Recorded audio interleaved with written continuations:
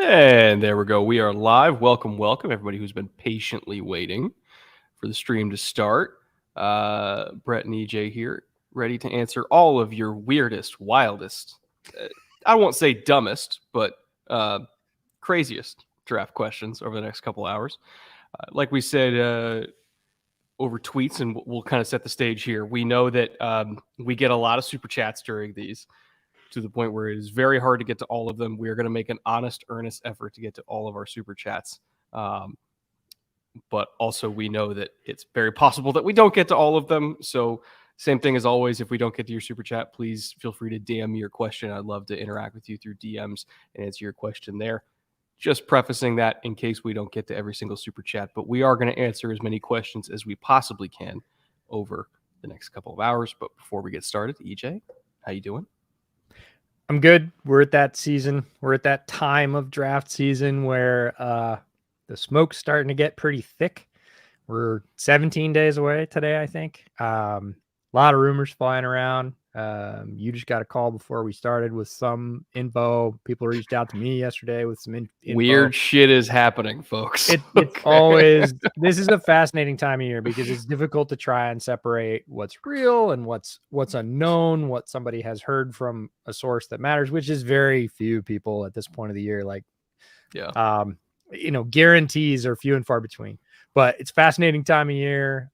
Still banging away on prospects, working on KC logistics for when we're there, starting to get kind of excited about that in the few minutes I have to do that, and really just excited to talk about draft for a couple of hours. This is one of those opportunities where we get to share a lot of what we've been packing into our brains over the last 3 months. So first question here from Brutus's Brutish Virtues. Is Anthony Richardson comparable to Malik Willis?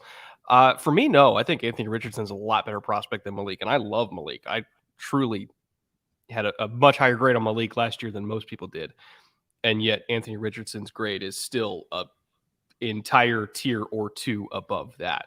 I think Richardson's better in the pocket. I think he's more accurate. I'm kind of ignoring completion percentage here because you look at how the offense is structured. They were asking him to make a lot more difficult throws, and I think he's given credit for. It was a very vertical offense. I think on the whole, in terms of ball placement, he's more accurate, better under pressure. I think he's just a better player. And it's very clear that he's inexperienced, and I still think that it would benefit him to sit. But in terms of like young player with very little experience playing in the SEC against the best competition, I think his grade is massively higher than Malik Willis, at least for me. I don't know about you. Yeah, I would fall very much in the same camp that even with less game starting experience than Malik had, I think Richardson's farther along. And that says two things: that, with more experience, I think there's even greater hope that he can continue to grow. And I think a lot of the concerns about Richardson that I hear over and over again are a little bit misplaced. And it's a good time to kind of set those aside. He has some mechanical issues with his lower half, and those do affect accuracy. And it tends to be on easier throws, tends to be on sort of what we would consider rote or normal, smaller, shorter timing throws, whether those are screens or flares, some short slants.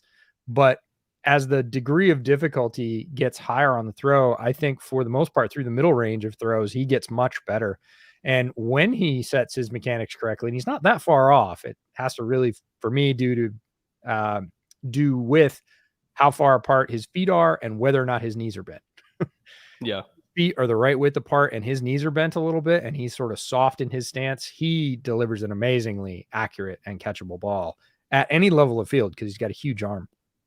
And a lot of times people talk about completion percentage all the time, but there's two sides to that equation. There's the throw and there's the catch. And if you look at any Florida tape, there's almost always 3 to 5-ish drops in one of his games, sometimes more.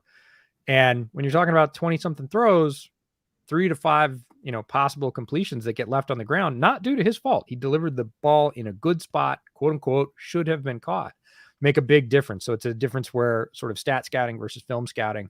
I feel pretty comfortable with Anthony Richardson. He needs to grow for sure. I don't want to see him tossed in right away. But is he a lot farther along than Malik was, both in terms of just NFL level reads and ability? Like, it was all about potential with Malik and whether or not he could hit it. With Richardson, I think you see a lot more demonstrated where you can go, oh no, he's already done that. He needs to do more of it, or he needs to do it more consistently, but it's there. Whereas with Malik, there was more of a jump there. So I'm with you. I think I'd be much more comfortable taking Richardson than I was taking Malik last year. Random guy for $5. What are some player team fits that you would be worried about in this year's draft? I would be worried if Richardson went to, or honestly, it's more so Levis than Richardson. Not even Richardson. It's more so Levis. I'd be worried if Levis went to a team where he had to play right away. Like, let's say Levis goes to Washington and we're doing the Sam Howell thing, and, you know, Jacoby's there, and Howell doesn't work out, and Jacoby, knock on wood, gets hurt. All of a sudden, we're like week 7 and Levis has to play. I really want to go somewhere where it's like almost guaranteed Levis isn't playing as a rookie, whether through established starter that stays healthy. Like, I see a path on too many teams where he might end up playing by like middle of the season. I don't want that to happen for him. I don't think he's ready. I think he's less ready than Richardson is, to be perfectly honest. So I want Levis to go somewhere where he absolutely would not start as a rookie. Very similar to like the Pat Mahomes plan. Not saying he's Pat Mahomes, but where it's like Alex Smith, 100%, totally good. You're fine. He's not getting upseated in the middle of the year. I want that type of situation for Levis. As for where that exists in this draft for him, theoretically Detroit at 18, if they don't take a quarterback at 6, like theoretically, maybe. I could see, depending on what's happening with, who's in the Minnesota at 23 would make sense. But like, I'm not sending him anywhere where he's even hinting at starting. Yeah, I think Levis anywhere near the top 10 is a thing I don't want to see happen for all those reasons. And just because if you are a top 10 pick or even a top 15 pick as a quarterback, the pressure is immediate and immense. And the first time anybody stumbles or skips in front of him, it's going to be like, come on, we spent a top 15 pick on Will Levis, which has nothing to do with Will Levis, the prospect, right? That is a decision independent of him, but it reflects on him and it stays with him. And I want to see, I mean, honestly, I would like to see Levis go in the top of the second round to a situation like you said. I don't think that'll happen, but I think teams are going to want the 5th year on him. I understand that, but I would, because it would take additional pressure off him, and I think that's a good thing. Other fits that I'd be worried about, it really comes down to what a player can do and what a player can't do, and we do that with every player. We have strengths and weaknesses for every player, or potential if they hit their ceiling, and the worst case scenario if they go to the wrong spot. Anytime a player ends up, and it's any player, quarterback, cornerback, linebacker, edge rusher, doesn't matter, and they are sort of square peg and round hole for whatever reason, you can see a very clear path to them not hitting their potential. And we don't want that. We want those round pegs and round holes. And there are a lot of those, right? You get a cornerback that's really good in man coverage and he goes to a zone heavy team that expects him maybe to set the edge and he's not a great tackler. Like, it's going to set him up to look bad in that system. He's not a bad player in his own right. He wouldn't be being considered in the top, half of the NFL draft. He wasn't a great football player, but situation and landing spot are so important for every player. And I think there's a list as long of those as there is of players, because every player has a weakness. And if they go somewhere where that weakness is sort of highlighted or exacerbated and they can't overcome it, or they don't get help to, you're not going to see them perform. Another dark horse potentially would be like Bijan going to a team that like doesn't have an offensive line that's ready for him.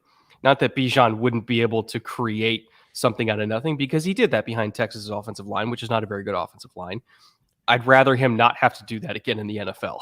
So I feel like it's kind of a wasted pick if you're taking Bijan, but you don't have an offensive line that's worth a damn yet. Build the offensive line first, then take a guy like Bijan. That's my 2 cents. Next question here from Mad Tom K for $10. Thank you, Mad Tom. Appreciate that. How likely do you think the Falcons are to continue their trend of grabbing the best offensive weapon in the first? And speaking of Bijan, draft Bijan at 8. Well, the Falcons' offensive line run blocks like a motherfucker, so I'd actually really like that a lot. It would be great for Bijan. I am a Tyler Algiel truther, so that would hurt me a little bit because I really want Tyler to have his opportunity to shine. But Bijan's good enough for the pick, and they have a really good offensive line, and they would potentially, in terms of non-quarterback rush yards, potentially lead the league. When you look at that right side of the offensive line plus Bijan, like they would crush people. Absolutely. Now, are the Falcons ready to draft a running back right now, considering their other needs? Probably not, but I also acknowledge that it would be super effective and super fun to watch. It would fit in terms of landing spot. I'm going to go back to something Mina said when we had her on about opportunity cost, which I think is a really important question when you're looking at all parts of the draft. Who's going to draft who, where they're going to draft him, how much they're going to spend to do it.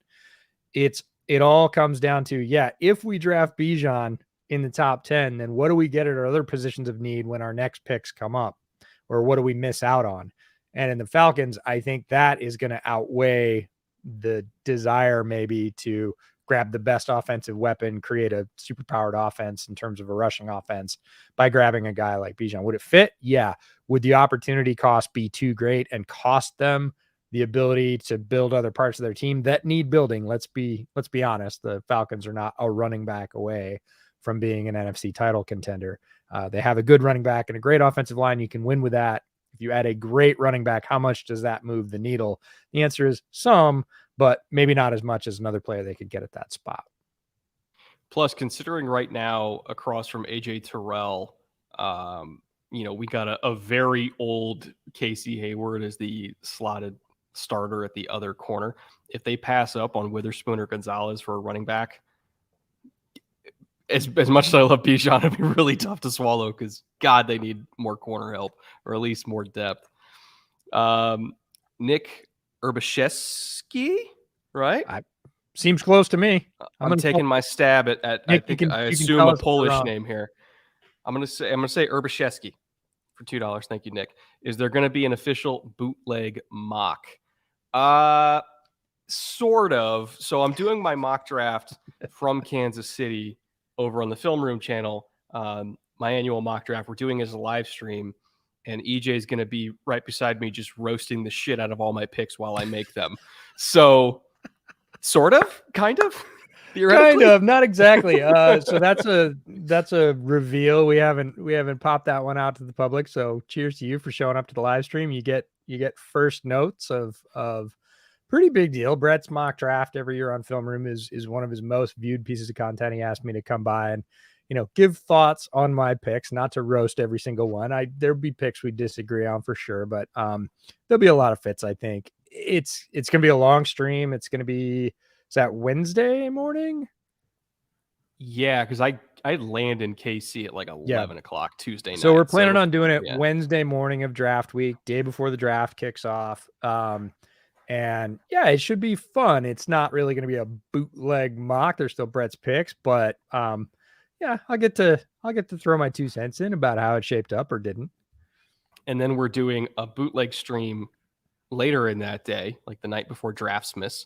And then we're going to do a little bootleg get together for all the bootleggers that are in town in KC. Location still TBD. We're working on that. We got some meetings this week, but that Wednesday is going to be a long fucking day. Well, it's just going to kick off what turns into a very long weekend. As most folks know, we live stream through the entire draft. We're going to do that again. So we'll be on probably about an hour before the first round, go the entire first round, clean up about 20 minutes after that. We'll be on half an hour before rounds 2 and 3 on Friday, and about half an hour before all of Saturday, and then have a little bit of tailover on each of those days. But 3 straight days of going at it. Might be doing some stuff in the mornings as well around KC. So we'll see how that goes. And then Sunday, we've got a wrap-up party, and we'll do our wrap-up podcast with some of the KCSN guys. So Wednesday is just going to kick us off and sort of toughen us up for 2 days that are going to go on for the rest of the week. And then EJ is just going to sleep for 2 weeks after the draft. Probably. I wish that was true. I so wish that was true.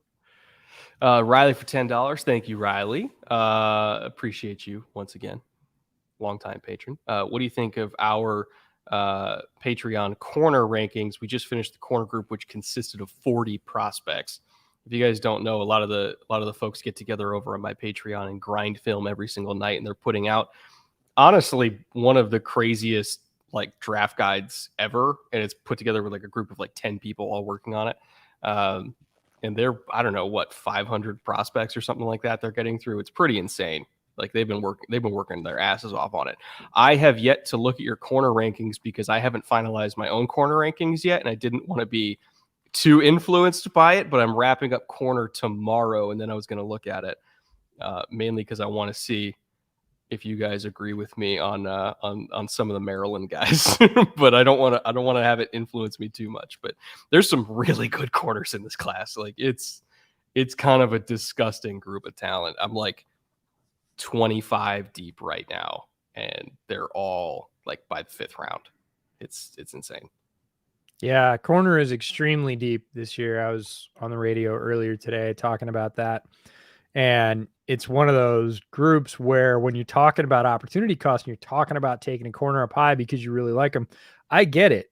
A really good corner can turn your defense around, but there's a lot of really good corners. So if there is a lack of talent at another position that you also need, the balance in this draft becomes, well, if I don't take Witherspoon or Gonzalez or whoever you like at the corner in the first round, I can still go get X or X or X or X or X in rounds 3 or 4 or 5. And they may fit very well with my defense. Whereas edge rusher 4 or OT 5 or whatever is going to be off the board. And then if I look at, commensurate rounds for that, I'm not going to get that level of play that I am out of the cornerback class or the running back class, or even a little bit the tight end class. So it is one of those things. There's a lot of talented players. And what the other problem that makes for people like your patrons or for us in trying to rank them is there's a lot of talented guys that you feel, I don't care how many you rank, you're 25 in, my list is 30 and I haven't gotten through all of them yet. I watched the top 20 to get ready in my top 120, but there's guys I'm still finding that are really good and will be solid contributors, and it makes it very tough to come up with tiers because you end up with tiers of like 8 or 9 players that are all pretty good. And people think that's a cop out, but it's not. There's a lot of really good corners. The other thing about this corner class is there's size all over the place. And that is typically like catnip for defensive coordinators was a phrase that Meany used. And it's, if you're over 6'1" and you're a corner, people are paying attention. This year, there's like 15 corners over 6'1", bunch of them at 6'2" and 6'3". That's not typical. And it feels like, I'm not sure whether that's a COVID bump or, wide receivers that couldn't catch realizing, hey, I can make a lot of money if I switch sides. I think that's all the 7-on-7 guys that all of this is coming together. And suddenly we get this cornerback class where, those guys are like unicorns before. There's one guy at 6'2", one guy at 6'3", and now we have a whole slate, 3 different tiers of 5 apiece that are well over 6 foot. And that's rare and awesome for defensive coordinators who've been waiting for some size in their secondary. Just a bunch of Stanley Jean-Baptiste running around out there. No, they play better than SJB did. Victor Kush for $10. Thank you, Victor. Appreciate you. What are some recommendations for the Dolphins regarding their 2nd and 3rd round picks in the upcoming draft? So I was just looking at the Miami depth chart, and receiver, obviously they're totally fine because they got Waddle Hill said. Ezukama was one of our loves of the draft last year, and then Braxton Berrios. Offensive line's totally fine. Tight end, I mean, I guess it depends on how you feel about Durham Smythe because Gesicki's gone. So this is a pretty good class to get a tight end in the 2nd or 3rd round picks. So if you like the Iowa kid who's an absolute freak of nature, I don't think Musgrave is going to get to them in the 2nd round, but maybe. I would definitely look at tight end. I would also look at running back because even though I'd love Raheem Mostert and Jeff Wilson and Salvon Ahmed, I still feel like they don't have like the guy yet. I think Raheem Mostert and Jeff Wilson in spurts can be great, but you also can't rely on them in terms of durability wise. And Salvin Ahmed is like a solid number 3, but like they don't have somebody who I think can be potentially a 16 to 17 game, like 20, not even 20, 18 touches a game type guy, because 20 touches almost doesn't exist in the league, but like 18 touches a game total.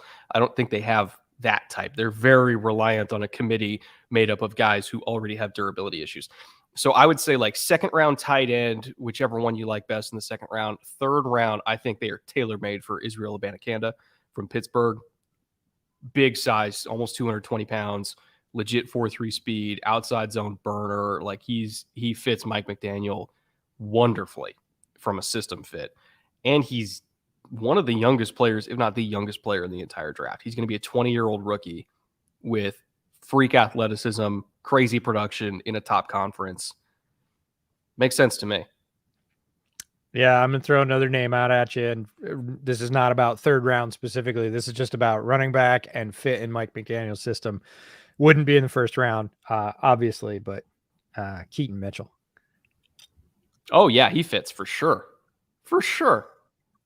100%. He'd be just speed, really speed, fun. speed, And wherever speed. you think he's going to get drafted, he's probably going to get drafted around higher. Certainly heard that people within the league are high on his skill set. They are not late to the party. They've been watching him the whole time and excited about what he brings. And again, if he lands in a system like Miami that really highlights the things that he's best at, he's a guy that could potentially explode as a rookie, production-wise. Autumn McCone for $5. Thank you, Autumn. Appreciate you once again. Guess who hit 21 last month? Finally. Woo-woo. Finally, our girl can drink.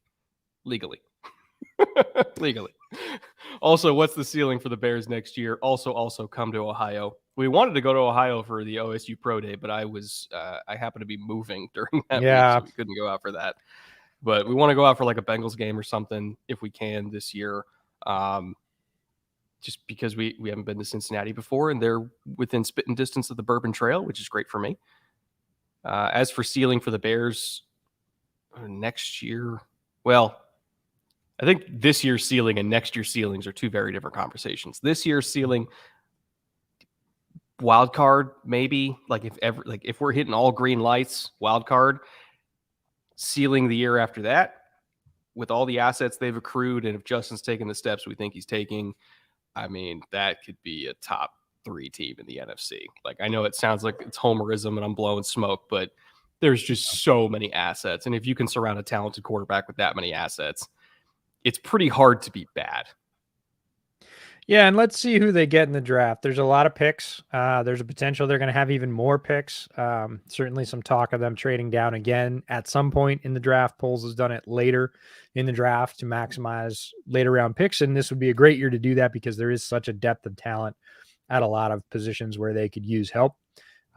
So let's see what they get for draft picks. And the other thing is they still have 40 plus million they have to spend to get to the floor of spending. Mm-hmm. Forget the cap. Like, they have to spend this year in cash 40 million. So all of those, we drafted a very talented rookie and I don't want to compete. I want my release so I can, you can trade me or whatever. The Bears are going to be first in line for all that stuff because they have the most money.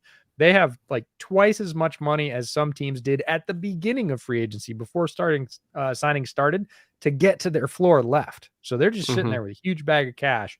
They are absolutely in the driver's seat for all of those movements that we're going to see either during or after the draft.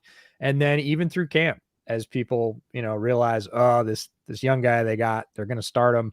I want to go somewhere I can play, and Poles will pick a few of those off. And even if they're expensive players, there's only a few every year that really fit that category. But if the Bears want them and they fit their team and the way they're building it, they have to spend that cash somewhere. Some of it will come on extensions and other things. But let's combine those two things. And then they're still number one when we get into waiver wire after 90-man cuts. There's only going to be one cut down this year, by the way, which is just going to be mind-blowing. It's all going to happen on the same day. And then when we get in the season, waiver wire for the first, 6 weeks, they retain the number one right of first refusal. So this team could improve a lot by, say, the end of September in terms of talent, and then the ceiling will look very different. Yeah, I think it's definitely a team not just on the upswing, but it's like the hockey stick curve. You know, all the startup bros talk about that, where it's like this, and then it's hockey sticks up. That to me is the Bears right now. Jared for $10. Thank you, Jared. Brett, what would your reaction be if the 49ers broke every single game offensive record, but Ayuk went 3 for 42 with 0 TDs and a fumble? I would, you know what? I'm used to it at this point. I'm used to it because if I have him on my bench, he's going to go 7 for like 150 with 2 touchdowns. If I start him, he's going 3 for 42 with a fumble. So believe me, I have been conditioned to expect that. P.S. Next time you're in San Francisco, please get Trey your keeps promo. It's rough. Hey man, we all lose it at different rates, but trust me, we're all losing it. That's, you know, you're not escaping it. You're not escaping it. It's coming for you. True story. I'm gonna take you on a tiny sidetrack. What are your thoughts about Trey Lance to the Texans? In exchange for what? Well, regardless, let's just talk about fit of the player. It's been rumored. I would love it. Yeah, there's a couple of reasons, right? Because Slowick is the offensive coordinator now for the Texans. He has more familiarity with Trey Lance coming from that system than anybody else in the NFL, certainly. And D'Amico could get his presumably defensive centerpiece at 2, and still have a quarterback that he thinks he could win with. What do you think about that? This is not happening, just to keep chat at bay. It's been rumored that it is one possibility. How would you, as a Texans fan, feel about Trey Lance to the Texans? So personally, I would love it a lot, but it depends on who's going first, right? Sure. Because if we're passing up on Bryce Young, I'd be like, I don't know about that. But Stroud, as much as I love Stroud as a prospect, and I think he will go first overall to the Panthers, and deservedly so, I'm not 100% sure that Stroud is the best fit for Houston specifically. So I think if Stroud's on the board, we ransom off Stroud to insert team here, go down to somewhere within the top 10, still probably get either Will Anderson or Tyree Wilson or whoever. Doesn't even matter, right? Get one of these top edge rushers. And then maybe at 12, we have because San Francisco is not going to trade Lance for nothing, because Brock Purdy's coming off a major injury. There's still durability questions at quarterback, even if they let Lance go. So if they trade Lance for nothing, and then Purdy gets hurt again, like they're just fucking screwed. So like it would take a first round pick to get Lance. It would probably take number 12 to get Lance. So if we're getting an asset from number 2, trading down, getting an edge, using 12 to get Trey, and then we still have the other assets from offloading 2, like I could see that. But I think still in general, I just favor, if Young's there, take Bryce Young. Feel a lot better about it if you just take Bryce Young. Yeah, you're talking about CJ Stroud at the top spot overall, and we've been on that sort of wagon together for a while. You realize as of yesterday, Vegas no longer agrees? Yeah, I was making some phone calls on that, and I'm still got a couple different answers that I'm still trying to parse through. Because something doesn't smell right. And we know that there's agents are very powerful this time of year. Right? Yes. And they can cause a lot of movement. So I'm trying to figure out what's real and what's not. I will say, from the 4 people I have checked in with, I do get the sense that there is disagreement in the building in terms of who should be the pick. Not like toxic and not like a, knockdown drag out, more so like GM might want one guy, coach might want the other. They're trying to come to a decision. Maybe that decision gets made this week or next week, something like that. It's more so they traded up to 1 knowing full well there's 2 options. When they first made the trade, pretty much everybody in football media was hearing the same thing, which is like, this is CJ Stroud. And then all of a sudden over the last week, it's been kind of a, well, maybe, so I'm still trying to figure out exactly what's going on there. And truth be told, I don't think anybody really knows what's going on except for people in the Panthers building. I do think there is more intrigue there than maybe we originally thought. So we'll see. We'll see. If I had to put my life on it, I'm still saying Stroud, but like I'm not putting my life on it. That's where I wouldn't even put your mortgage on it at this point. But there's two things there. One, if that happens, if Young goes overall number 1 to the Panthers, every mock draft for the past 4 months is just garbage. It's just wrecked, which will be fun from a live stream perspective because we'll have a lot of options and there will be a lot of change very rapidly at that point. Second point, Mike Renner from PFF brought this up this morning. I thought it was fascinating. If that happens and CJ Stroud is at number 2, CJ Stroud shares an agent with Deshaun Watson. And that's why I'm kind of like, yep. I don't know about that. I don't think they'd do it. And I think the rest of the league knows they wouldn't do it. So they'd probably still auction off the pick, but their leverage to sort of get the most, they'd have to have somebody that was pretty hot and bothered because they're like, look, he's not going to pick him anyways. So maybe we can just go talk to Arizona. So fascinating stuff. Yeah. And it's nothing against Stroud. It's really nothing against Stroud. No, that has nothing to do with him. Yeah. Yeah. Although I will say, so this was another one of the things that was kind of making me do some digging. And I reached out to, again, like 3 or 4 different people that know a lot more about this than I do. So Bryce Young is also represented by Athletes First, which is Deshaun's agency, but for marketing, CAA, which is the most powerful agency anywhere ever, represents the football side. But CAA also, I think, has Will Levis and Hendon Hooker as well. So it's suffice to say, as EJ and I have come to learn over the last couple of years, the agent world is fucking crazy. And there are so many things happening behind the scenes that you never really know what's true and what's not, specifically because agents are so powerful. And so my short answer is I got no idea what's going on. I really don't. I'm betting it's Stroud, but you really don't know for sure, man. You really don't. Let me go back up to the next question. Here we go. Paxman for $10. Thank you, Pax. Shout out to all the big fishes.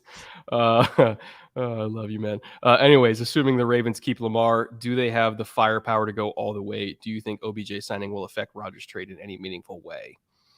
I don't think the OBJ signing will affect the Rodgers trade. I think like it's Jets or nothing at this point is how I see it. So I don't think that's going to affect Rodgers, suddenly saying like, I'd rather go to Baltimore. I don't think that's happening.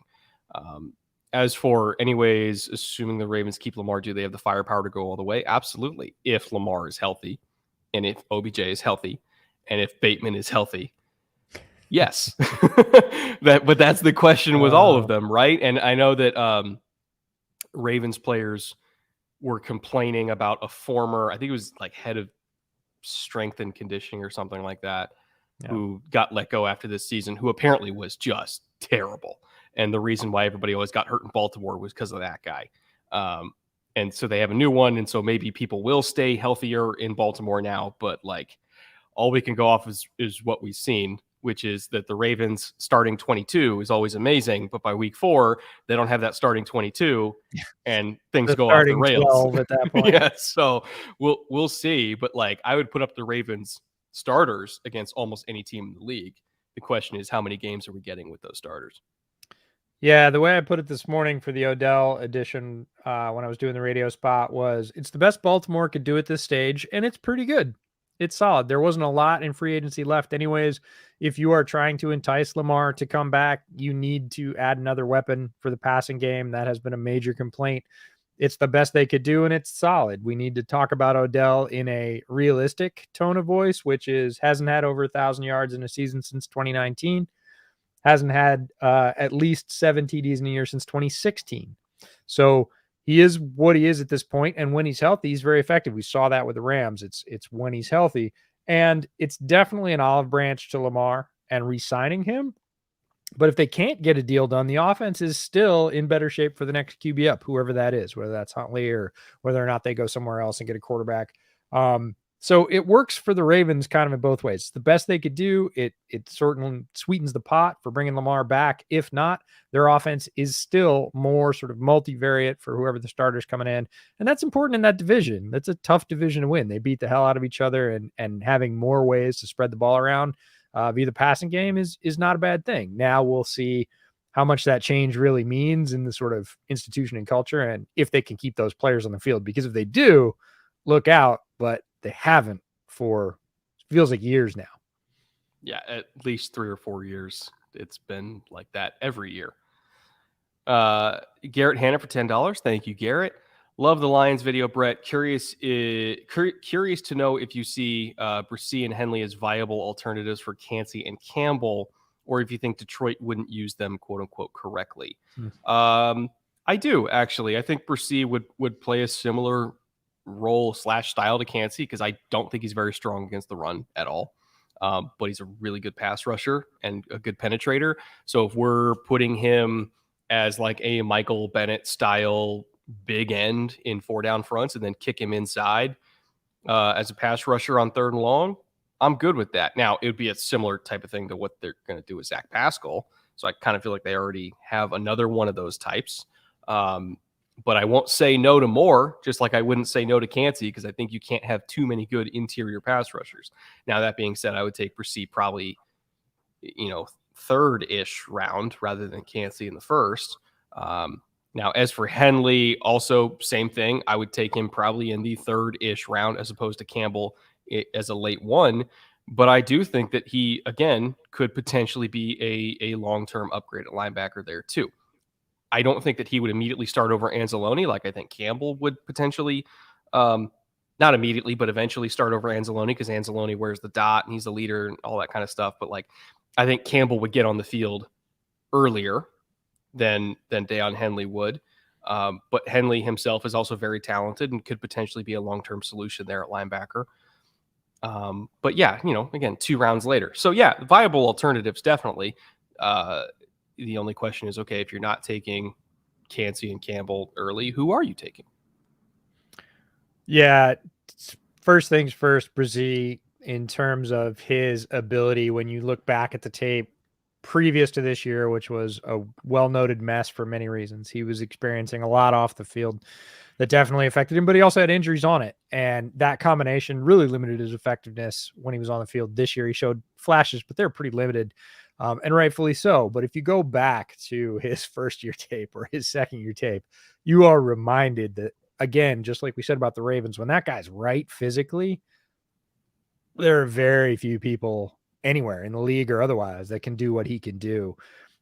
He plays the run sort of brutishly. He is used to out-athleting people, and he was able to do it even in the ACC as a freshman, which is, you see him manhandling people as a freshman. And it was like, oh, that's why that guy was literally the top recruit in the country. He's going to need to learn to play with more technique, because that is the jump to NFL football. He's going to need to stay healthy and not just play the run like a brawl, no matter where he goes or what he does. But again, the best case scenario is he stays healthy and he learns a little bit more leverage technique against the run, because he certainly has the physical prowess to do it. And like when he gets free, he's a flash at 300 pounds. It's crazy. The second thing, yeah, Henley and Rodriguez for the Lions run defense. You better have a stout defensive line in front of those guys, because if you're getting guards up to the 2nd level on them a lot, you're going to be in for a world. That's why personally, I'm like, I prefer Jack Campbell, because Campbell's 6'5", 240. Could just be like, no. Yeah, less. No, I got you. Yeah, we're going to do that less. But all great players, again, it just comes to fit. It's almost like Henley would back up Rodriguez or vice versa, and Campbell and Anzalone would be interchangeable. So you're really not talking about the same spot. And the same thing with Bresee when you're looking at like Aleem McNeil on the inside. Where would he play versus him? And then it's fascinating to think of him as like a massively oversized 5. Because like he could do that, and I'm pretty sure that he could set an edge. But we'd see, because he really hasn't played there. He's played mostly interior spots at Clemson. They did occasionally rotate him outside, but he was anywhere from 0 to 3 typically. Yeah. Jack Hunter, welcome back, Jack. For 5, really enjoyed the Brandon Thorne video recently. Was wondering if either of you have gotten around to Anthony Bradford out of LSU and your takes on him. I personally have not yet, but I know he is on my list because I keep seeing him pop up on the old Twitter timeline, but I haven't got to him yet personally. Me neither. I'm through like the top couple layers of offensive linemen, like I think like 15 deep, but I haven't done the 15 through 30. Yeah, really tackle I'm farther along than interior offensive line. Tackle I've gotten into the weeds enough that I stopped and moved back to offensive line, and some other positions, again, second and third tiers. Like I'm going through second and third tier linebackers now, third tier cornerbacks, going to go through like second and third tier tight ends here pretty soon, because again, you do that top 120 watch to get familiar and be able to talk about the class as a whole and strength and whatever. And then this time when everybody's putting out mock drafts and final rankings and stuff, I'm really going back to let's just say the bottom 100 or bottom 150 if you're going to 300, and seeing where those fill in and trying to pull the bright lights out of that group to really say, hey, nobody's talking about X enough, and they really should be closer to that top 150 than people are saying. Tom Grassi Posse, all the was it the Grommunism? The Grommunist raid. Tom, I'll tell you how I feel about it. I think it's because they ate too much cheese. Hey man, don't talk shit about Wisconsin cheese. I'm not talking shit about Wisconsin cheese. It's just, after you eat it smells like poo-poo, and Bears ate too much cheese. We'll see how that balance goes, but shout out to Tom Grassi for A, stopping by, and for B, running a hell of his program was on and allowing me to be on it, which was really quite awesome. Oh, that's right. You did go on.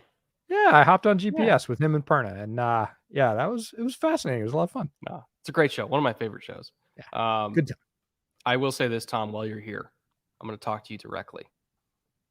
I found out some interesting information about the Packers today, and I want to congratulate you on you in the future on draft night shattering every single streaming record you ever had. It's going to happen. Enjoy it, bud. You're going to make a lot of money later this month, and I'm happy for you because what's coming down the pipe, it's going to be amazing. Enjoy it, bud. And I'm not going to tell you what it is. I'm going to let you sleep on it for a couple weeks. I'm just going to let you enjoy draft night. It's just, speaking of catnip, that's catnip for Grassi right there. 100%. He's going to DM me right now. What have you done to me? What have you heard? Thank you, Andrew, and thank you, Jack, and thank you, Tom. Mac Wake for $5, making people jealous with that backdrop, Brett. Offensive tackle, edge, and wide receiver. Thank you, by the way. Our patrons help make this possible, so I should be thanking you guys for. I have the weirdest fucking life. I talk about football for a living, and I couldn't do that without you guys. So truly, thank you. It is not lost on me how crazy this life is. Offensive tackle, edge, and wide receiver. What are some prospects that are Chiefs fits for the rich to get richer in round 1? Ooh, so. If there was ever a time for the Chiefs to get lucky and have a crazy good edge fall to them, this is the year because there's so many good ones. Offensive tackle, I'm starting to think they won't get one of the top 5 because I'm starting to get the sense that there might be a little bit of a run there. So maybe they get one. I don't know if like Darnell Wright's fallen to 31. That's probably not happening. Paris Johnson ain't falling. Broderick Jones ain't falling. Skaranzi not falling.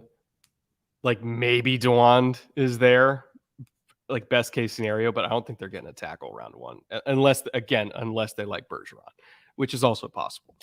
But edge, I mean, you're looking at just at 31, you're looking at potentially Keon White's there, Will McDonald, the Tennessee Byron Young, not the Alabama one, B.J. Ojolari, Derek Hall, Dylan Horton from TCU, I think would be right up their alley. Tuli Pelotu, who EJ absolutely adores. Tyler is an option there, and then the hometown kid Felix Anudike Uzoma also. All those guys are options at 31. Literally all of them would be good picks.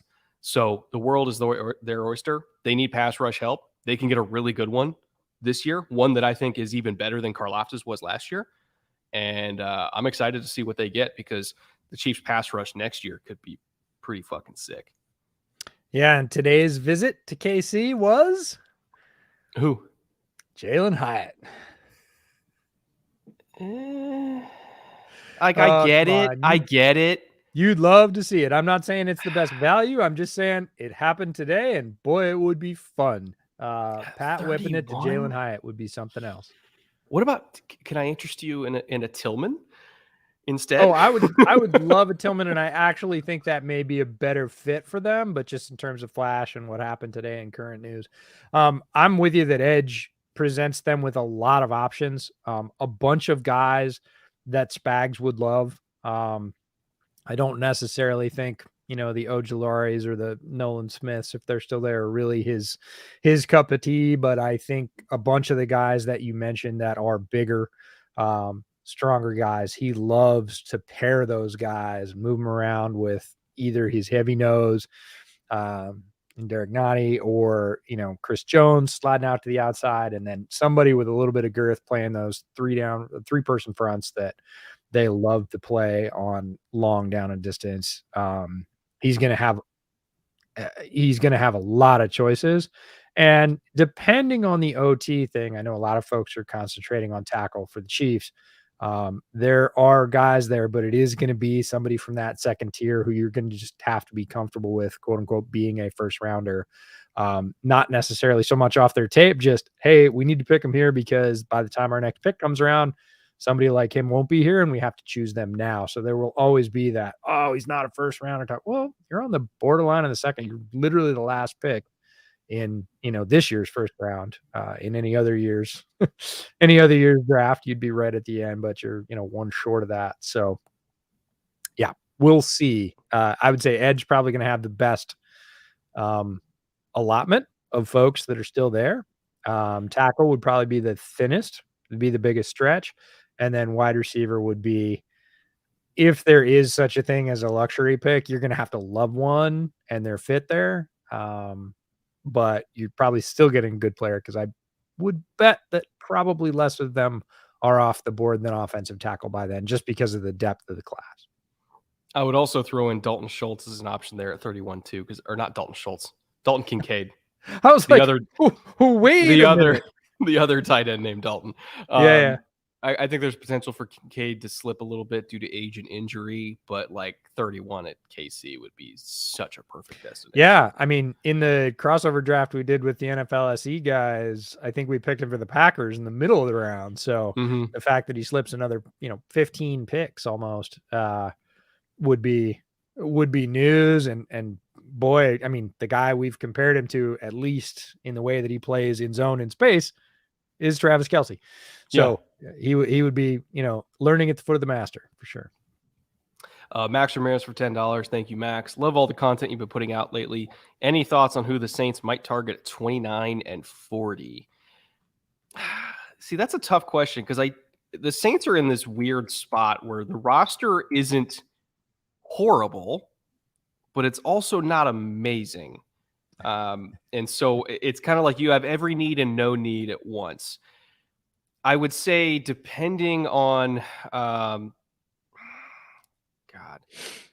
I guess we could still speculate on Michael Thomas, depending on what's happening with Michael Thomas, which I still don't know.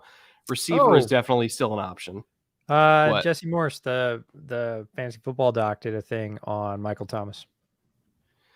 It's not just the injury thing; it's also the contract thing too, right? Yeah, so there's that too, for sure. So I'm still not 100% sure what's going to happen with Mike Thomas this offseason, but even so, they could still stand to add receiver at 29. So whoever you happen to like in that range, which could be like Quentin Johnston from TCU, I could absolutely see that.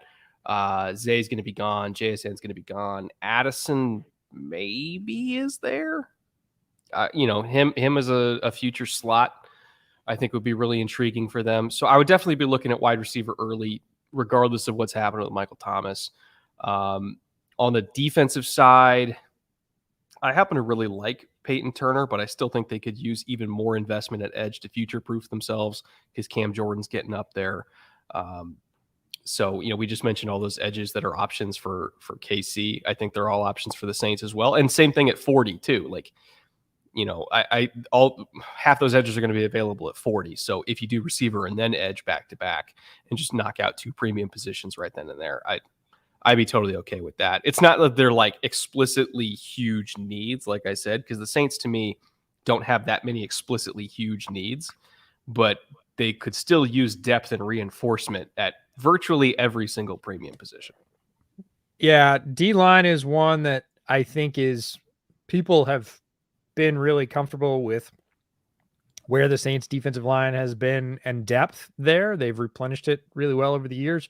They're at a point now where if you look at their roster, it's not that deep again. If you're reloading going forward this year, I'd say it's fine, especially the starters. But what do you have behind that and sort of in the pipeline? And again, do you want to take advantage of a strength of the draft, a very, very deep class to put somebody else in that rotation? And I think the Saints have been very good at that. So I would look for them to do that. And the other one is corner. They have, again, a couple corners that they like, but depending on role and where they think they're going to play those guys on defense, they could take advantage of the corner class. Maybe not up top, maybe not 29, but certainly at 40, corner is in play for the Saints. Yeah, like a Julius Brents type at 40-ish. Right. Sure. And there's just as many slot guys that they could pop in there. Again, refilling the ranks. Depth in the NFL only lasts a couple of years, 2 to 3 max. So even if you have a player that's young and you're excited about them, 2 to 3 years from now, they're up for a contract, they've been injured, whatever it is, just X them out of your roster and know that you have to have somebody else filling in that slot. That's why the draft's important.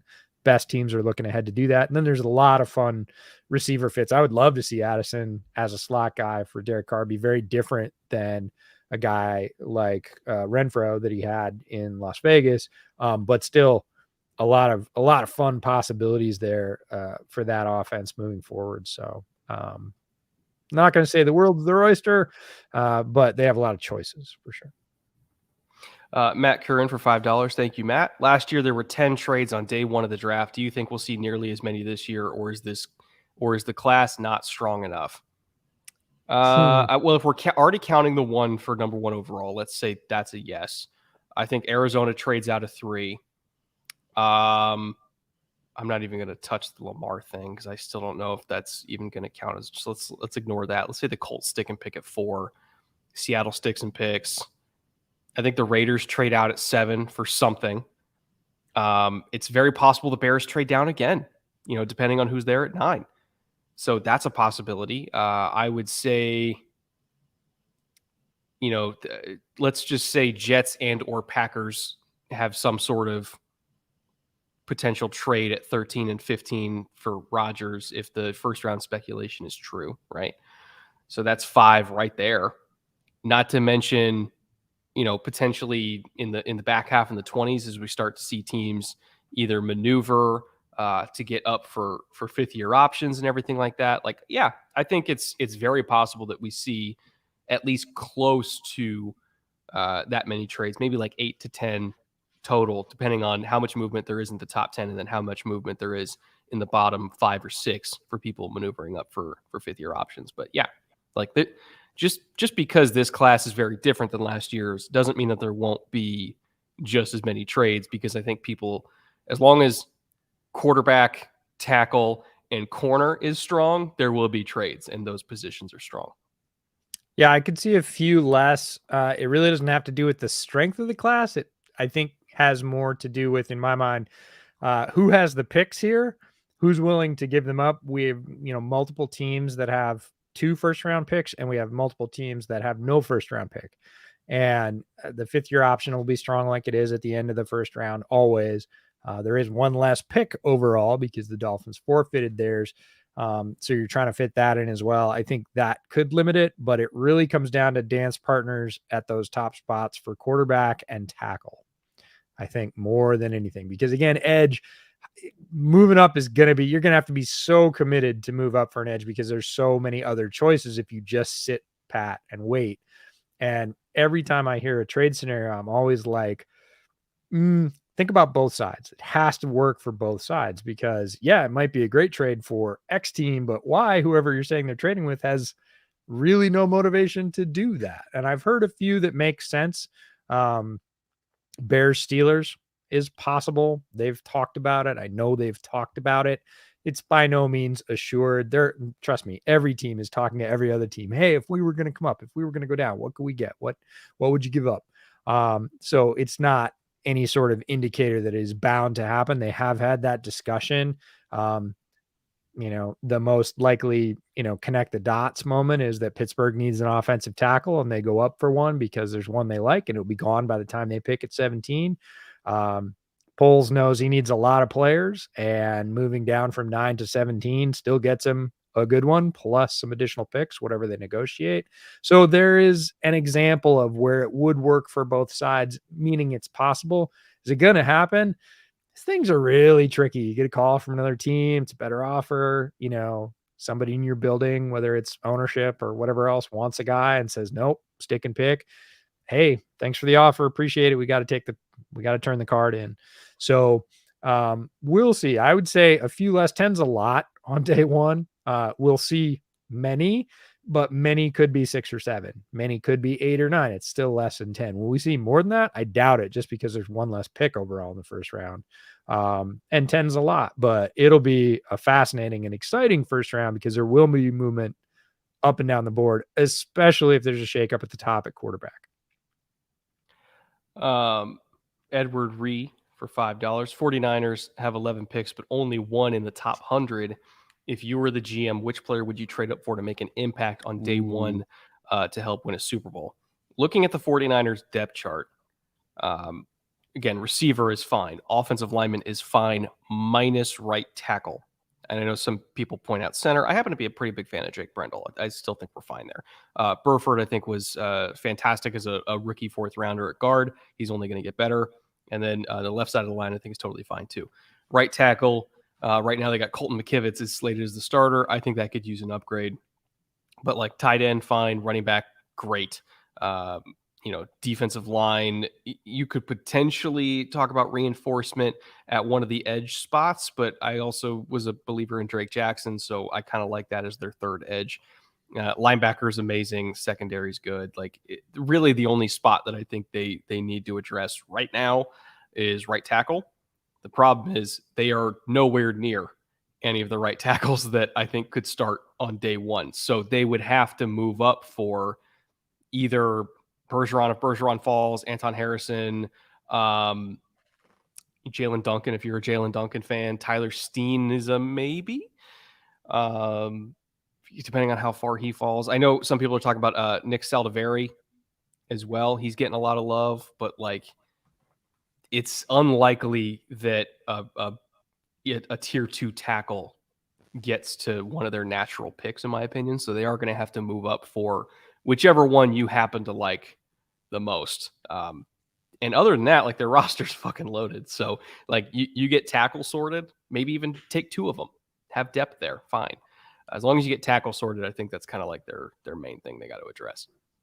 Yeah. Before Hargrave, I would have said interior defensive line because Kinlaw, we both really like Javon Kinlaw, but he struggled with injury and he could again straighten up and fly right. Injury on the injury front this year and play out of his mind. And that would just look like insane depth for them now that they've gone and got Javon Hargrave, paid him a lot of money to fill in that spot, which again indicates how much they didn't want to rely on Kinlaw just from what they've seen during his time in the league and injury history. Prior to that, I would have said that. Now it's kind of like, nope, they solved that in free agency. We're good. And you go down the roster and it is about offensive line. I would say, McKivitz, Burford. I want to see another year out of Burford. I really like his physical potential. I think they do too. If somebody, this is a good guard class as well. This isn't a good interior offensive line class, guard and center. Kick if him one out. of them slid, cool. again, do you package picks and move up because again it's a strong class and you can wait and you have a pretty good one that you want to see more from? Again, that's not to go into the phrasing of your question, make an impact from day one, help win a Super Bowl. That's not packaging a bunch of picks and moving up to get a guard. I don't think in this case, because they have decent guards. Is a great guard going to make a huge difference in 1 year pushing for the Super Bowl? Probably not.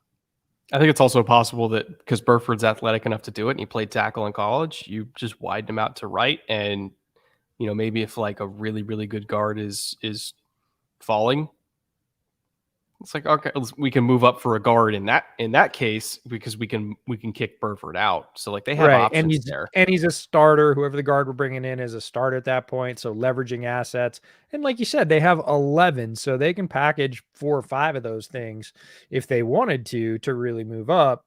And it'd still be fine.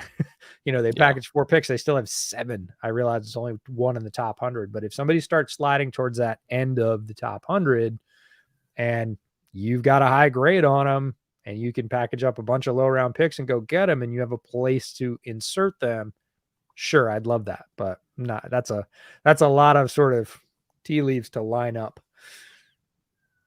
Isaiah Ruff for $30 Canadian. Thank you, Isaiah. Appreciate you. What are your thoughts on the Vikings offseason so far? And which player would you like to see them draft in any round? So I'm trying to remember off the top of my head who they brought in as free agents. I'm pulling up their depth chart right now. So I know, let's see here. I'm going to go with linebacker. They've had losses at linebacker. I don't think they're particularly strong there. It's definitely a need for them. And we haven't talked about inside linebacker as a strength of this class because I don't necessarily think it is. I don't think it's one of the strongest positions in this class. But I do think it's a strong position. Maybe not relative, certainly not relative to like corner or edge or running back, the strong position groups we've touted, but it is not bad. There are some really good, fun inside linebackers in this class who I think could help the Vikings. It would be down the board. I don't necessarily see that they would be going after that position up high just from a positional value standpoint. And the only one they brought in is Troy Reeder, which I'm like, yeah, that's not Troy Reeder's not going to keep you from drafting somebody you really like to develop for the future.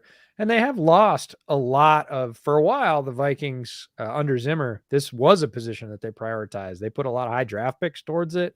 They had a pipeline. They had uber athletic linebackers for a long time. And I think a lot of people who maybe don't pay attention as much to Vikings football still think, oh yeah, they got a lot of good linebackers. No, they're all gone.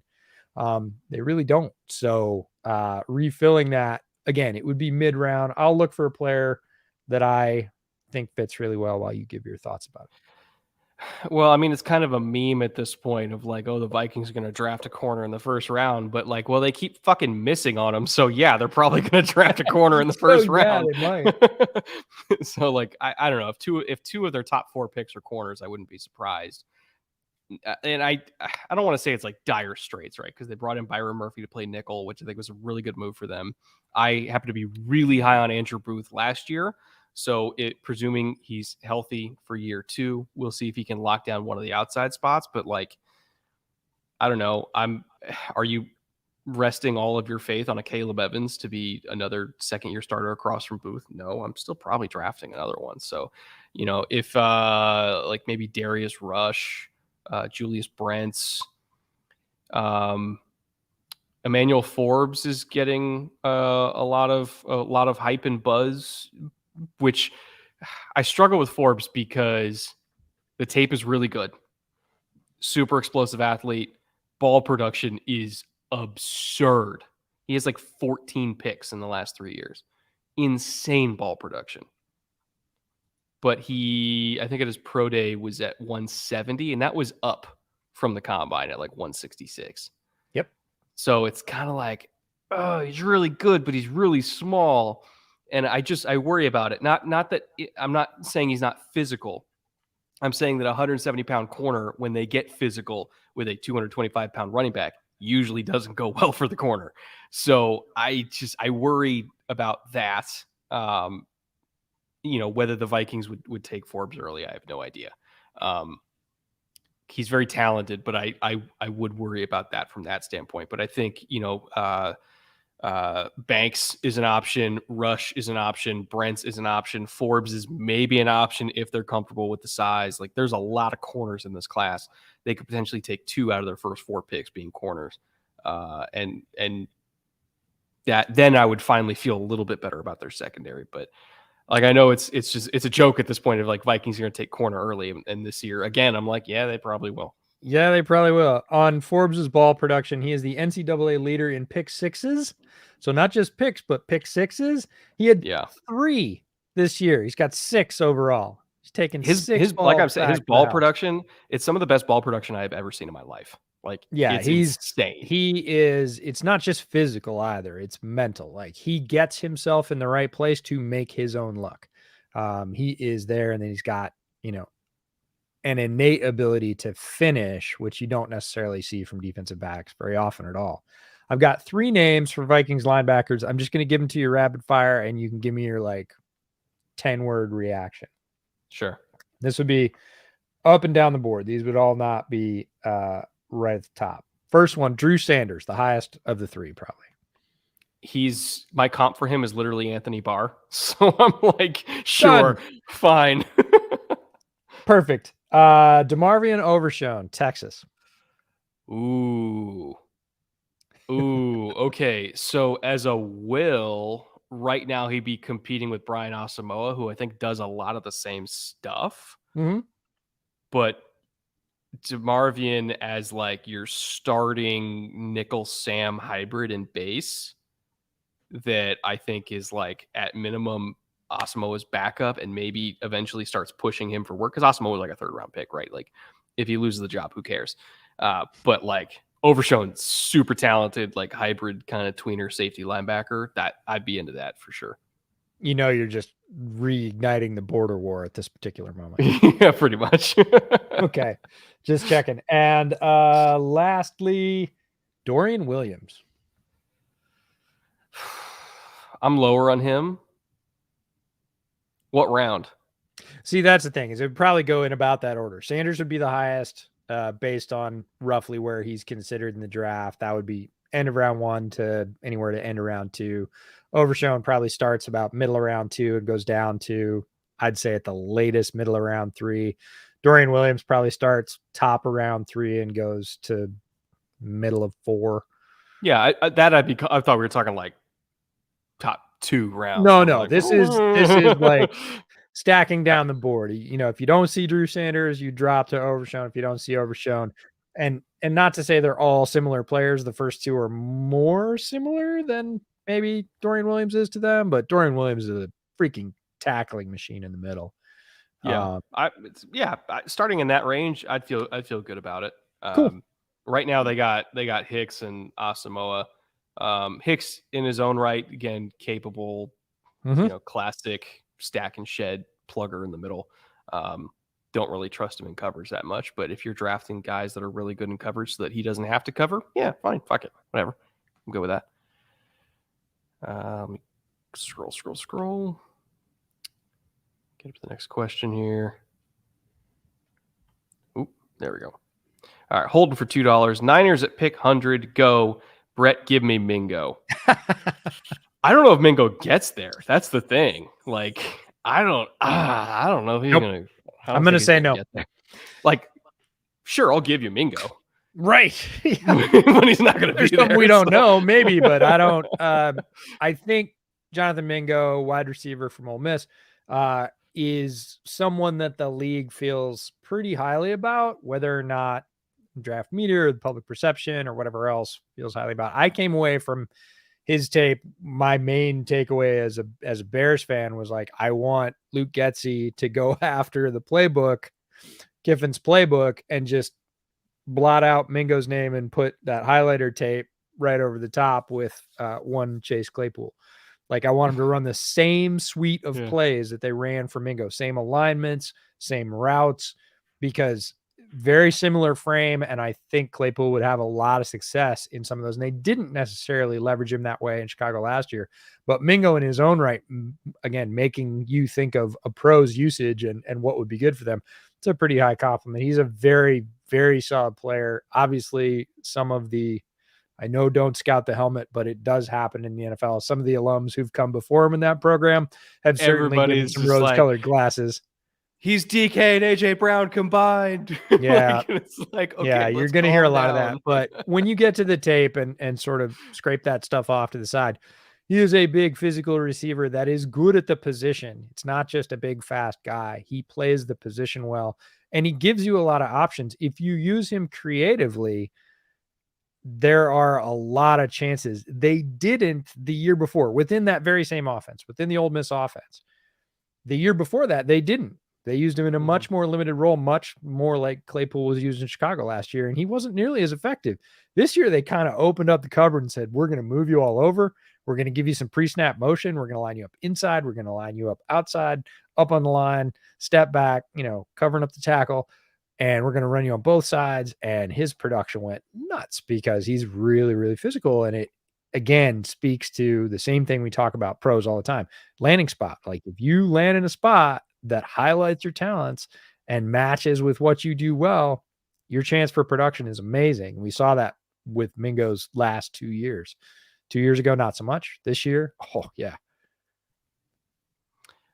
Looking at next question here.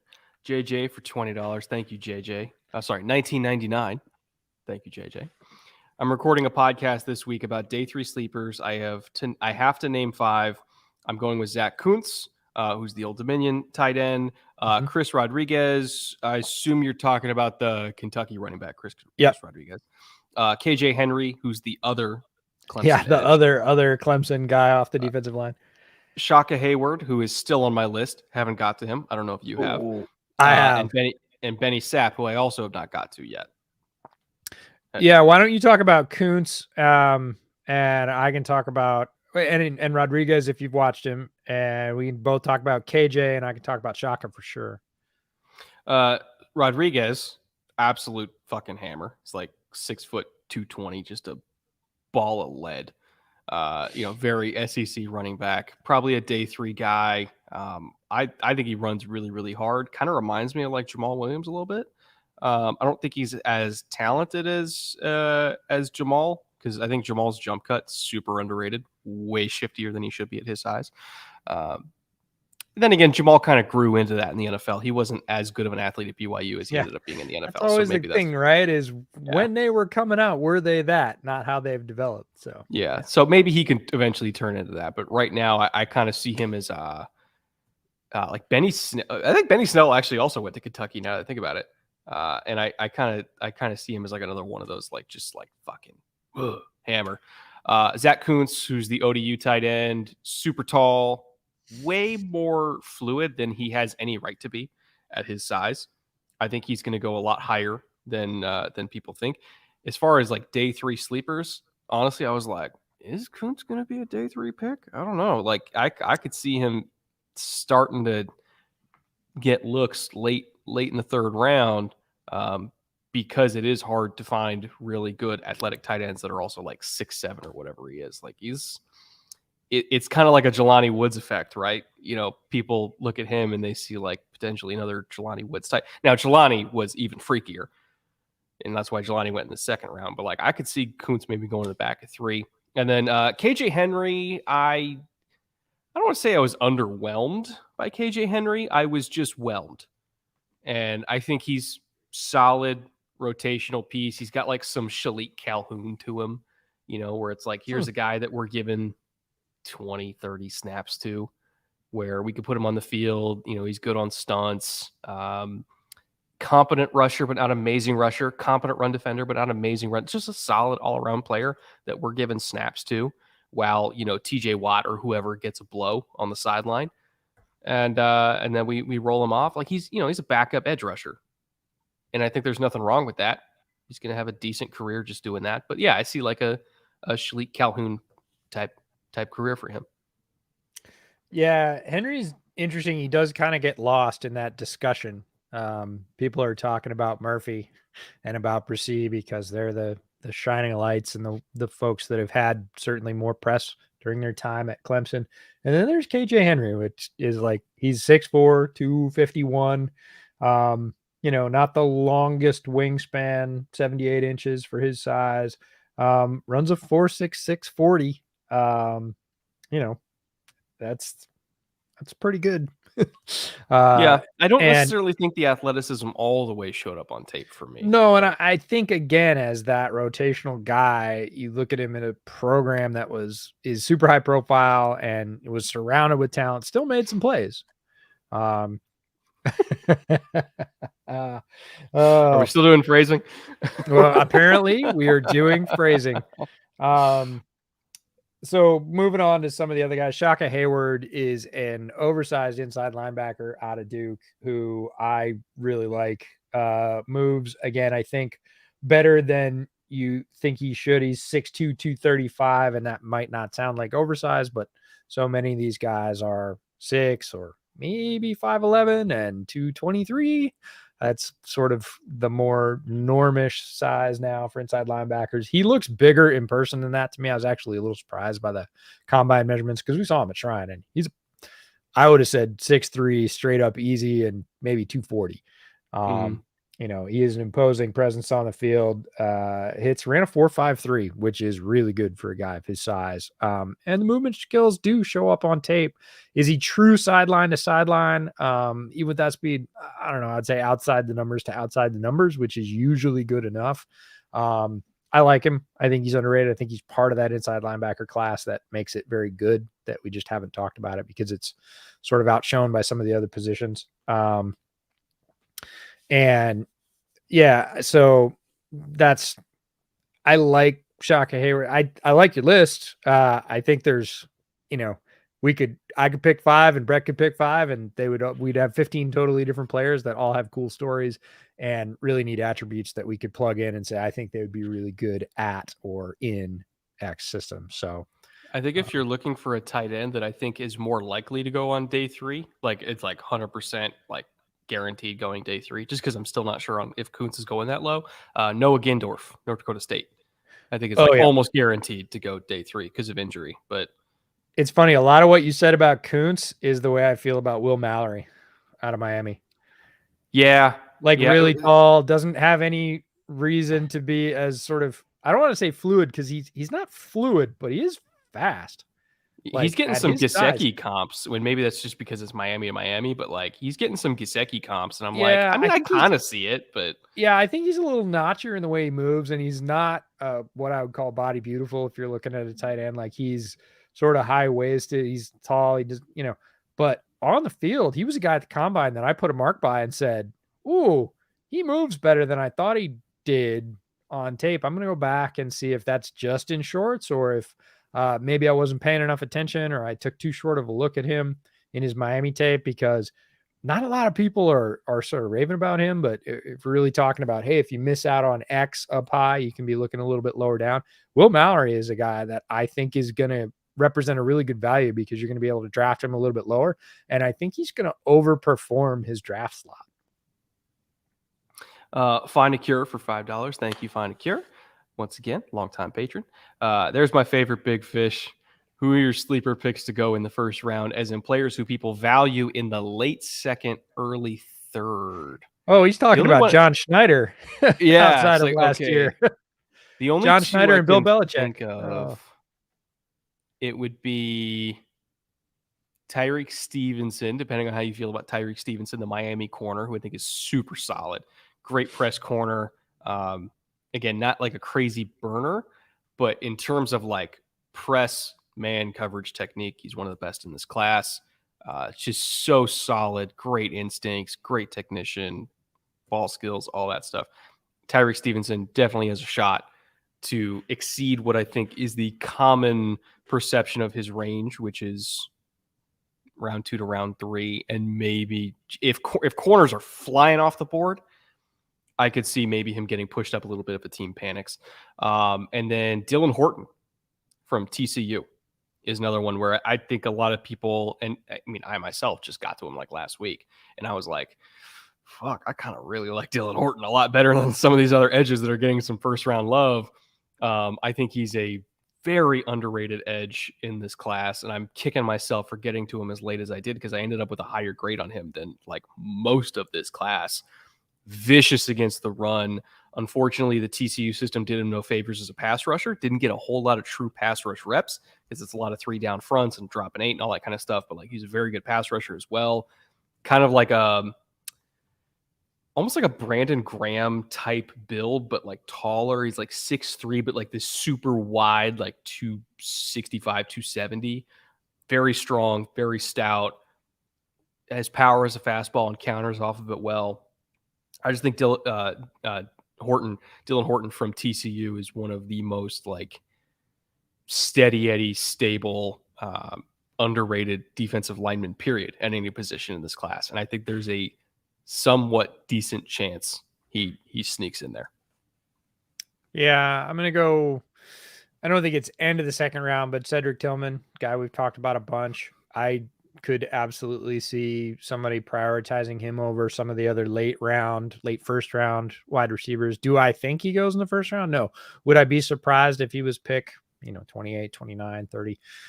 No, I wouldn't be based on talent. And then I'll go edge as well. Well, the other one I'm going to say is Keanu Benton, because I think Keanu Benton is a first round talent. I think defensive tackle, just positional value, tends to push him down, but he brings more pass rush than a typical DT.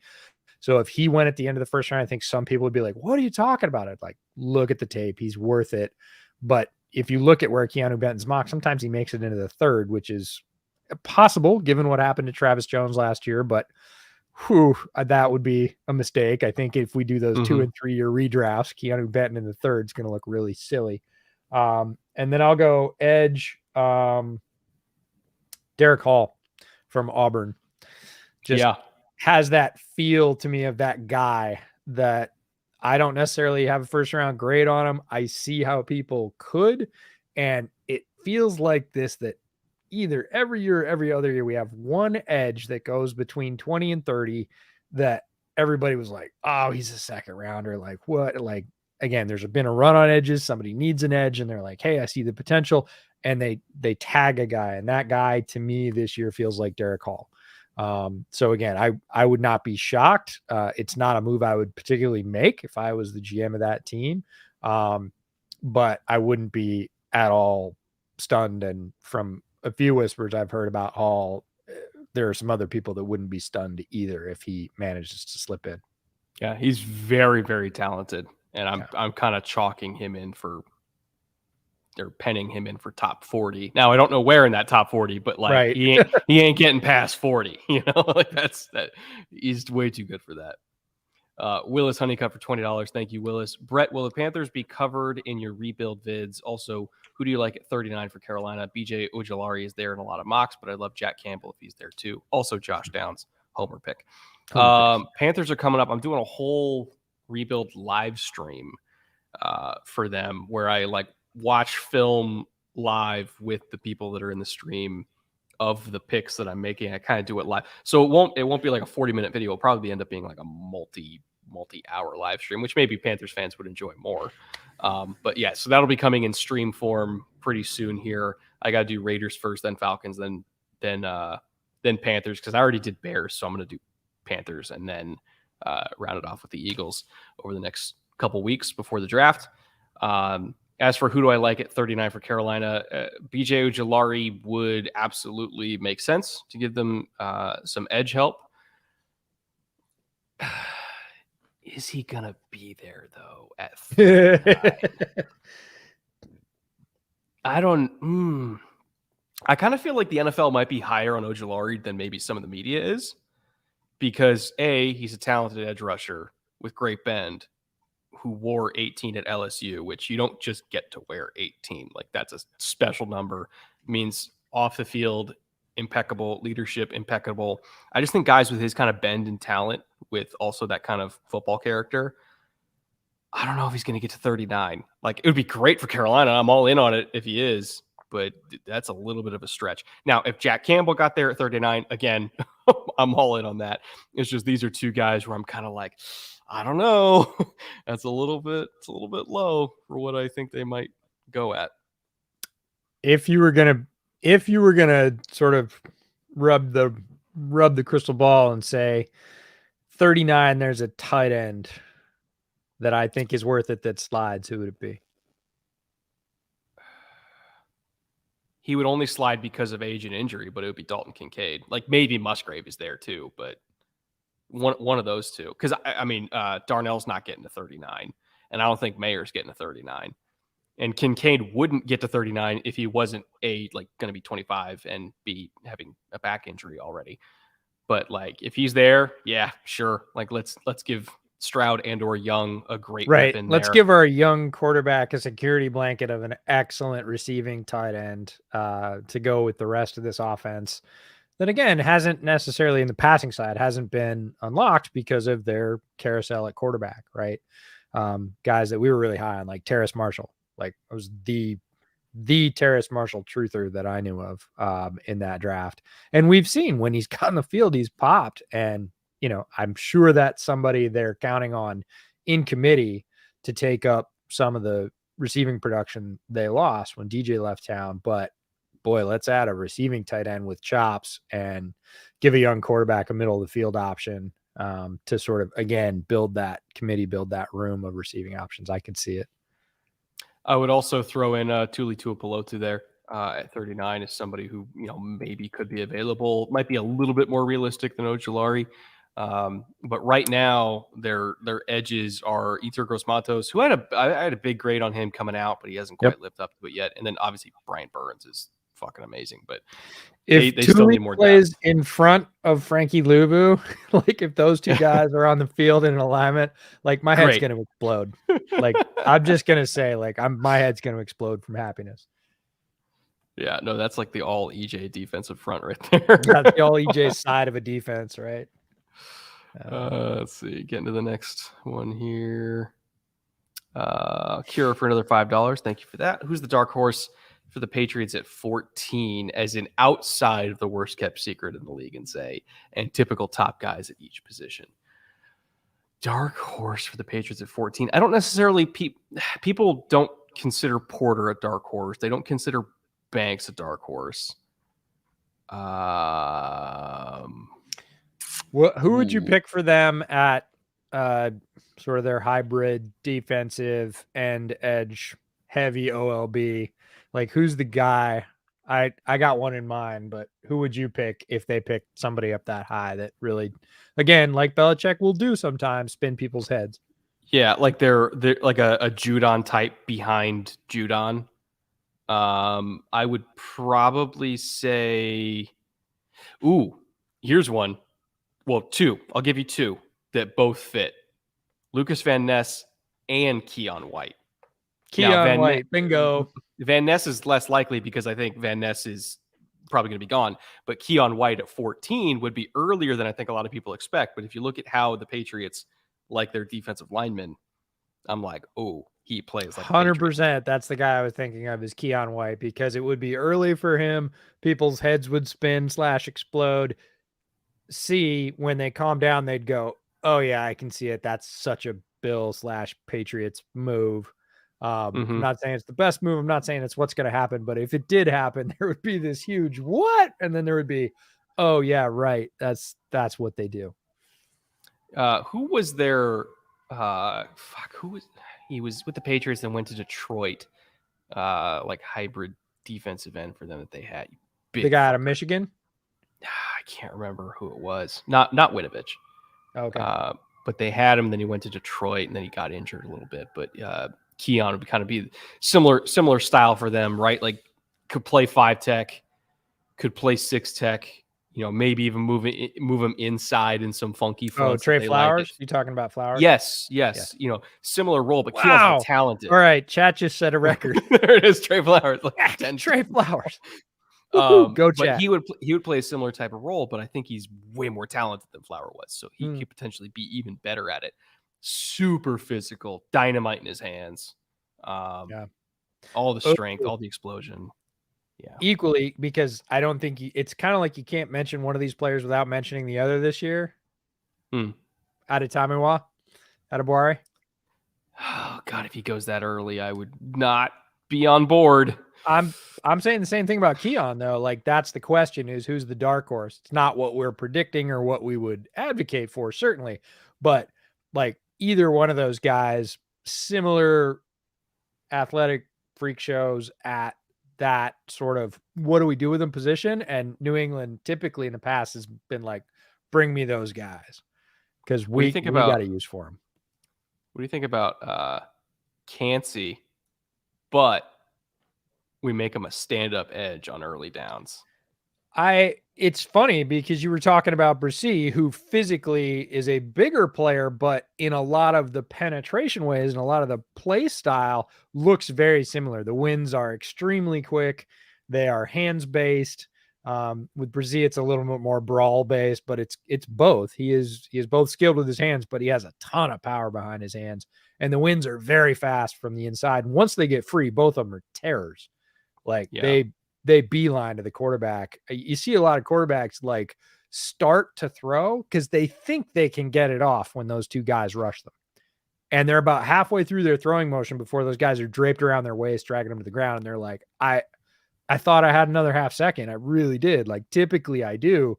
With these guys, you don't. So it would be fascinating to me. I would love to see that type of athletic and playmaking talent / potential, because I think there's both with both in a place like New England. It'd be fun. Like from a football fan perspective, not being a Pats fan, I'm like, sure. You put Judon, Uche, and Cansey right next to each other, just fucking melt faces off the edge. Oh God, so much speed. Yeah. JJ for another $10. Thank you, JJ. Appreciate you once again, brother. I'm like 90% certain I figured out the Steelers' first-round pick, and I expect it to be Jack Campbell. The Steelers GM and head coach go to their first-round picks pro day, and they've gone to the ILB's pro days. Yeah. I am, first of all, yes, but under certain circumstances. I think Campbell's the fallback pick. I think tackle is the most likely selection that we see, whether it's a trade-up scenario or a native selection at 17. God damn, did you guys hear that? Somebody's revving the shit out of an engine outside. I think tackle's the most likely selection that we see, whether it's a trade-up or a native selection. But if all the tackles are gone, or at least all the tackles they like are gone, I think Jack Campbell is like the ultimate, break glass in case of emergency. Let's just draft a good player, right? That would be Campbell to me. Yeah. The fit, I can certainly see the value of where they're picking currently. Like you said, their native selection doesn't really line up for me, but I also think there's a pretty high likelihood that Pittsburgh doesn't pick in their spot, that they do move up, whether it's with the Bears or somebody else, to go get the tackle that is the apple of their eye. Now, I don't know who that is, nor have I heard. I can sort of draw my own conclusions about who I think it might be, but those are, not really worth anything. They are looking to try and move up. It is for tackle. A lot of people have said tackle or corner. I believe both are possible, but I really do think it's tackle, again, because of the relative lack of depth in that class compared to corner. Makes more sense to be moving up for a tackle than it does moving up for a corner. So again, if they stay, I could see it. It would still be a little bit early for me for Campbell. Love Campbell as a player. No comment on Campbell's ability as a player. He is super fun to watch. But yeah, we'll see. Colin Burning for $7 Canadian. Hopefully that also answered your question at the same time. He asked, who do you see the Steelers? There you go. doing with trading up and getting a tackle. Yeah. If I had to put a name on it, I would assume it would be either Broderick Jones or Paris Johnson in terms of getting like pure tackles. But who knows? Like they could be one of these teams that thinks Skoronski is a tackle too. So I did it in the opposite order. If they were thinking Skoronski at guard, it would fit at least their drafting profile from 5 or 6 years ago. For tackle, I said PJJ first and then Broderick second. But again, it's a 1A, 1B kind of thing, not a break glass in case of. It's you like one of these two. If it was my guess, I would guess Paris Johnson Jr. Riley for $10. What do you think of Jordan Howden? You know I'm super high on him. Have him as my safety 4 behind Antonio Johnson, Jartavius Martin, and Sidney Brown. Unfortunately, I did not get to him last night because I got home way later than I expected to last night. But literally right after this stream, because DB is one of the next rankings videos that I'm putting out. It's like linebacker first and then DB. He is somebody that I'm getting to tonight. So I will DM you on Discord as soon as I watch him because I know that you are patiently waiting to fucking geek out about him. Just like when I got to Horton and I messaged you and I was like, I kind of like Horton. You're like, thank God. I'm sure we tend to have pretty similar taste in players. So if you like him a lot, I'm probably going to absolutely love him too, especially because you have Jartavius Martin super high and I have an astronomical grade on Jartavius Martin compared to what a lot of people have for him. So yeah, I think safety class and its depth or lack thereof, it is one of the thinner positions. If you're looking for a pure safety, not a nickel guy that can do some reps at safety, of which I think there are more. But if you're looking for sort of a pure safety type, this is one of the thinner positions in this draft. I have a hard time throwing sticks at anybody that has anything after their rating for 4 or 5 can go a lot of different ways because there are a lot of, I would say, fairly equally talented players. Again, depending on what you like, I'm not going to say, oh no, I can't believe you have Howden that high. Because when you look at the safety class, again, you can go a lot of different directions and it has to do a lot with your tendencies. So I like your top 4. They're not necessarily the same as my top 4, but Jartavius Martin's going to be in there. Sidney Brown's going to be in there. For sure. But then there's guys with size like JL Skinner. There's guys like Daniel Scott, who isn't going to be in my top 5, but is a very talented player and crazy athletic as well, based on his testing. I told you I know his cousin, right? You mentioned it. Yeah. You're like, you didn't bring that just up? like I got a text from him one day and he's like, oh, have you watched my cousin Daniel Scott? I'm like, Daniel Scott's your cousin. Daniel Scott's your cousin. Why did you say so? But there are a lot of guys that sort of occupy that, I'll say, second bubble or second tier of safety. And however you have them ranked, I did see, this is a perfect time to tie it together. I did see a comment way back. Any thoughts on Corey Trice, the corner from Purdue? I have Corey Trice as a safety because I think he's going to be vicious there. Like, I love Corey Trice's game, and I think he's going to be a better safety, and he might be my Howden in your particular list. Like, he could be in the top 6 or 7 of safety rankings for me. That's why I moved him to safety, is because A, nobody's talking about him, and B, great size, is super physical. Yes, he can play on the outside. In certain systems, that's going to be great. I think in a lot more systems, you can move that guy to a 2 high safety. He's got corner cover skills. He's extremely physical and he's got length for days. He's like 6'3", and big, like 225 or something. I'll have to check. He's basically a linebacker, but he moves like a yeah big coordinated corner. And to me, that just screams safety, modern NFL safety. JV on the run for $10. Thank you, JV. For the Bears request earlier, thanks for that. Love your full NFL analysis across the board. Yet I'm a Bears fan at NYC, excited for the possible hockey stick growth inflection point. More Bears. Yes, no, I think the growth is coming. The hockey stick is coming. They just really got to hit on these picks. Like they got given the golden goose by the Texans dropping out of the first overall pick in the last week. They got DJ Moore out of it. They got first round picks out of it. Can't fuck it up now. Like this is the point of the franchise where either you take the next step to being an elite team, or you end up like the Browns when they had 3 first round picks and blew all of them and then just stayed bad. So it's it. Poles got to nail this draft 100%. Sad Mariners fan for $5. Jalen Carter, Zay Flowers, Dayon Henley, Ricky Stromberg. Do you feel this is an ideal top 2 rounds for Seattle? Ooh. Or would you go a different direction? I mean, Jalen and Zay back-to-back in the first round would be insane, assuming everything's working out with Carter off the field. Who knows? let's just say yes, he's fine off the field, and we never hear anything bad ever again. Yeah, like you're getting the best player in the draft, and inarguably a top 3 receiver in the class. For some people, top 1 receiver in the class at 20. That's amazing. Deion Henley, who EJ and I both love a lot. Learning under Bobby would be incredible. And then Ricky Stromberg is one of the more underrated interior offensive linemen that could play center or guard.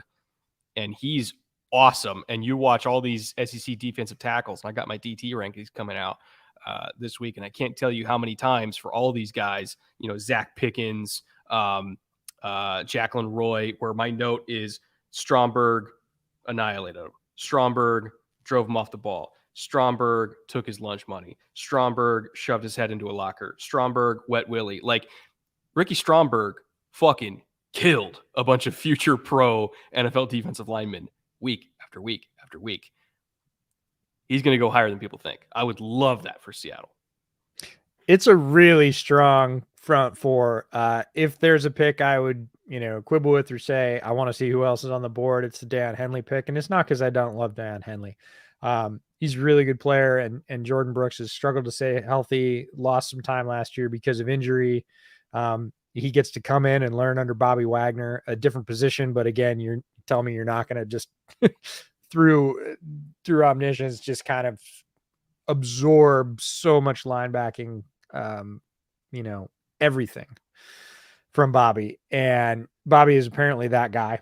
Bobby is apparently that teammate that is willing to share pre, post, during practice, everything he knows. He is not coming in to try and reestablish it as quote unquote his defense. It would be an ideal situation for Henley, but it's like in terms of need, hey, what else can we get? You've already addressed 2 of the biggest ones, defensive pass rush and a third receiver. Those are the sort of crying needs for the Hawks right now. Linebacker depth would help. Stromberg is a low-key killer pick. I would not turn you away from that at all. We got a chance to sit down with Ricky at the Shrine Bowl. We've got an interview with him. It will be coming out. Both of us kind of came away from that more excited about going back to his tape than we were before. We thought he was good before we sat down and picked his brain a little bit. And as soon as he got comfortable, funny story about Ricky, he sat down, he didn't really know what we were or what we were trying to do there. And he really thought that we were like the team interviews and we were going to sit him down and grill him about all his misses and his mistakes. So he was very sort of like straight up, I got this, like, all right, yes, no, yes or no, sir, just no. He wasn't really engaging. And we're like, Ricky, look, we're just a film podcast. We just want to talk about your plays and why you made them and sort of pick your brain about offensive line play. And he was like, okay. And then he pulled up a couple of plays and they weren't negative plays or positive plays. And he was looking at us like, wait a minute. And then he was like, oh, well, this is what I was thinking. And the book just opened and we got a great interview and he's hilarious. Gave us some really good insight. Apparently Arkansas didn't have a silent count. How? You're in the SEC. I know. You're at Georgia. How do you not have a silent count? No, it wasn't Clemson. It was like Georgia or something. It was Georgia. They didn't have a They silent went to count. Georgia and they couldn't Georgia. hear. So he's like, oh, so we just made up a silent count. I was like, wait, you didn't have a silent count? And he was like, nope. So me and the quarterback, we just made it up. We, 2-3 plays in, we were good. My mind. I was And like, we were dude. like, okay. So fun things you learn in interviewing centers, especially very experienced SEC centers, but love Stromberg as a player. Think he's really good. Think he's very comparable to a guy we put out an interview with this week, and Juice Scruggs from Penn State. Had a lot of similarities between their interviews. But I would say Stromberg's tape against level of competition is even better. We liked Juice's tape. Stromberg's tape, again, when you dig in and really look at the guys he's going against week in and week out, not that Juice didn't. I mean, Juice went against Keanu Benton and, plenty of centers or Mozzie defensive Smith. tackles, the Big Ten. Yeah. Like there's killers there too. So, but the lineup of guys that Ricky Stromberg played center against is a who's who of defensive tackles who are now in the NFL. So great player. It'd be a very strong start for the Hawks. NFL Draft Fanatics for $10. Thank you. If the Bills cannot get Jack Anderson, I'm assuming Jack Campbell, who are late round linebackers who could play MLB in the 4-2-5? I'm going to take a guess at who you're going to say. Go ahead. Let me know if I get it right. Drake Thomas. Yes. Nailed it. I know you. Nailed it. Nailed it. I loved Drake Thomas as a linebacker in this class. Just ended up doing a rewatch of him. Had watched him prior to Shrine because he's one of the guys we saw at Shrine. Was really impressed with what I saw on the field at Shrine and came back and dug in a little bit more and am even more impressed and love his fit with Buffalo. He is Matt Milano Jr. in terms of what he is able to do. We already know that they know how to leverage that kind of linebacking talent there.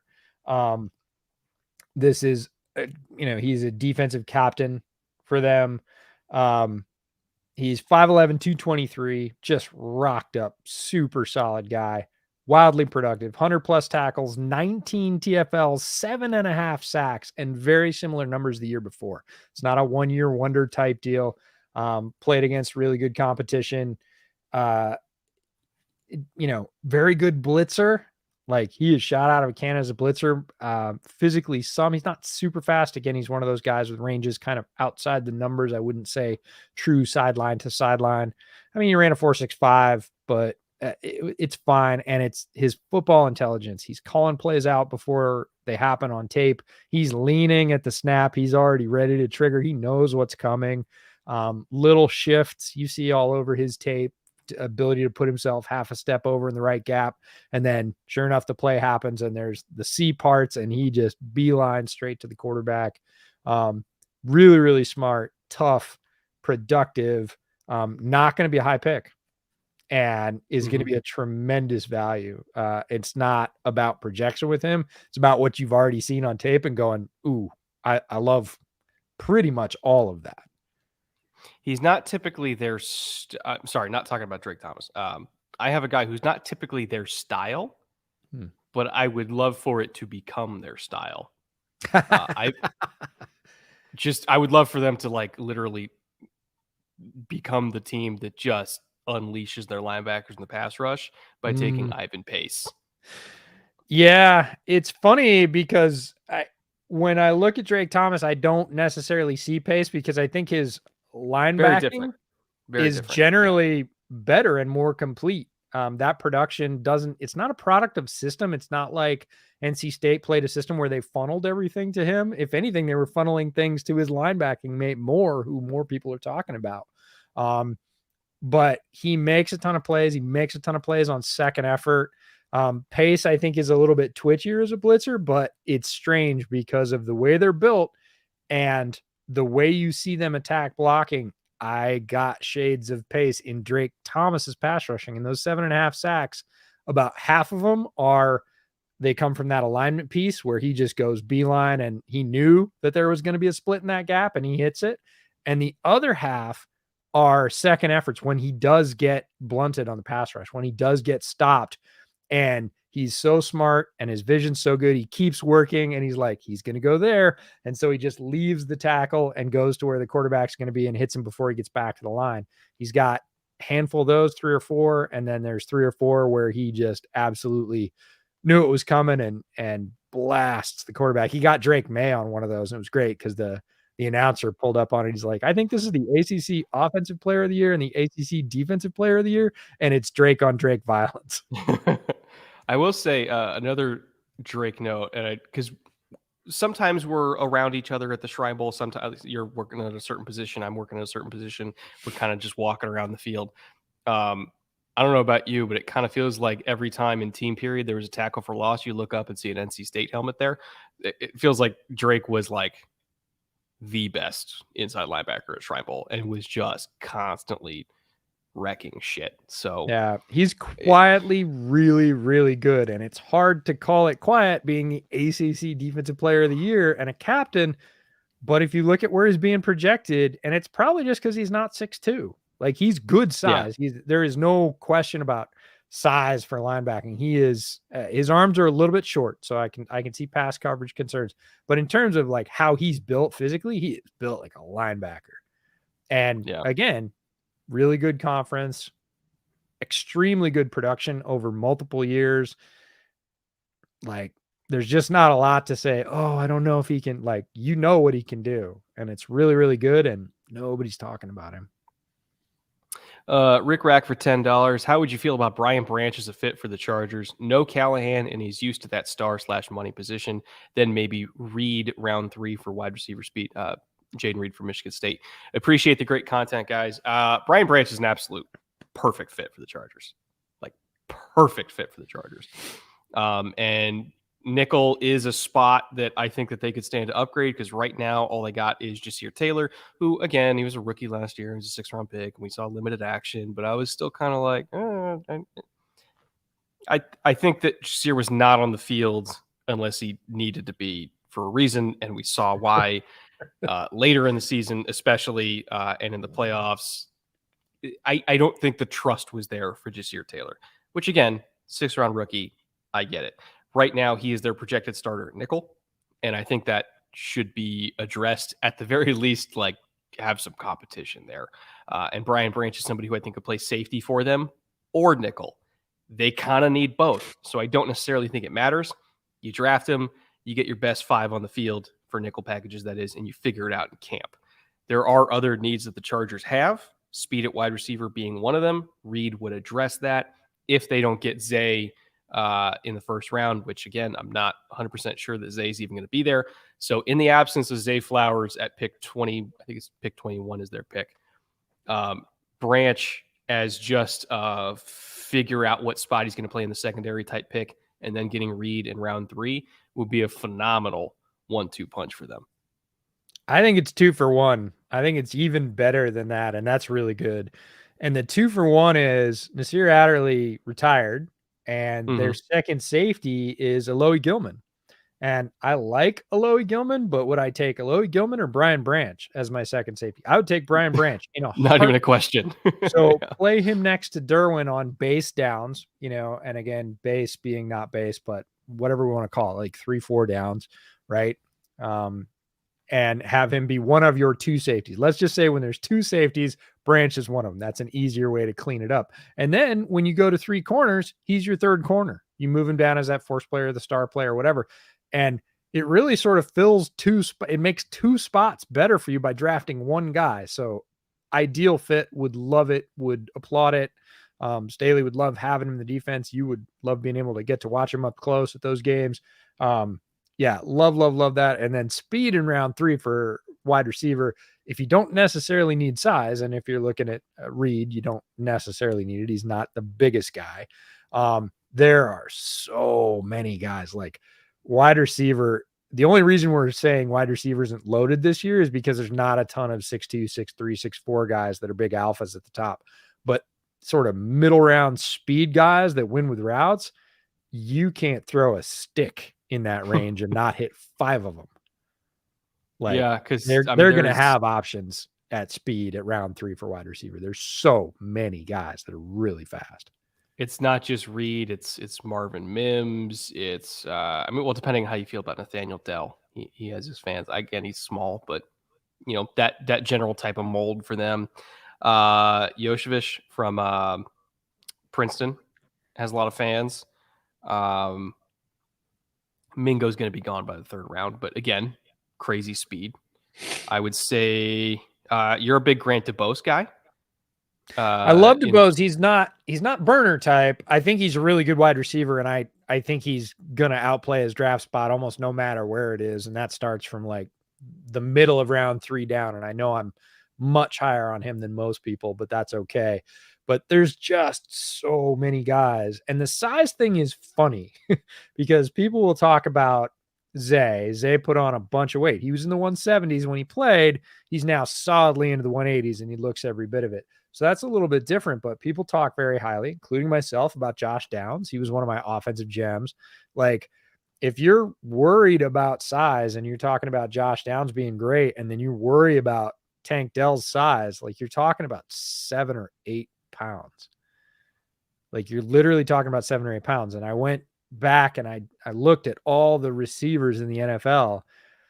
And if you're really worried about Tank Dell size or Josh Downs size for that matter, you should double check how you feel about one Jalen Waddle, who was 174. 8, right? I think, or 6. Some Doesn't really yeah, matter to me. If you're talking yeah. about 3 or 4 pounds and it's all in the 170s, and it is, Jalen Waddle, super duper fast, but he's in the 170s. Josh Downs is in the high 170s. Tank Dell is lighter. I get that. But again, we're talking about 7 or 8 pounds lighter than a Waddle coming out, than a Josh Downs is now. Um, it it does change your mind a little bit because there's guys, everybody says Devonta, but Devonta's tall and long. He's really Mhm. skinny, but he's tall and long. These guys are not tall or necessarily long, but they are fast, most of them, and they are all within like 7 or 8 pounds of each other. And I know it matters over the long term, but so many people are like, you're like, do you like Jalen Waddle? Like, oh yeah, I love Jalen Waddle. Like, but you're bashing on Josh Downs for being small. They're the same size. Like Waddle's an inch taller. Josh Downs, I think, is like within 5 pounds of Waddle. Dell is like Yeah. 12. Yeah. So So Dell's a it's little, yeah. Dell's an outlier that way, but he's also a tremendously, if you're talking about route running, there's a lot of Devonta Smith's route running in there. And our argument Yeah. with Devonta was you got to get your hands on him first. I don't care how skinny he is. If you're going to jam him, you got to touch him. And Dell has a lot of that on his tape.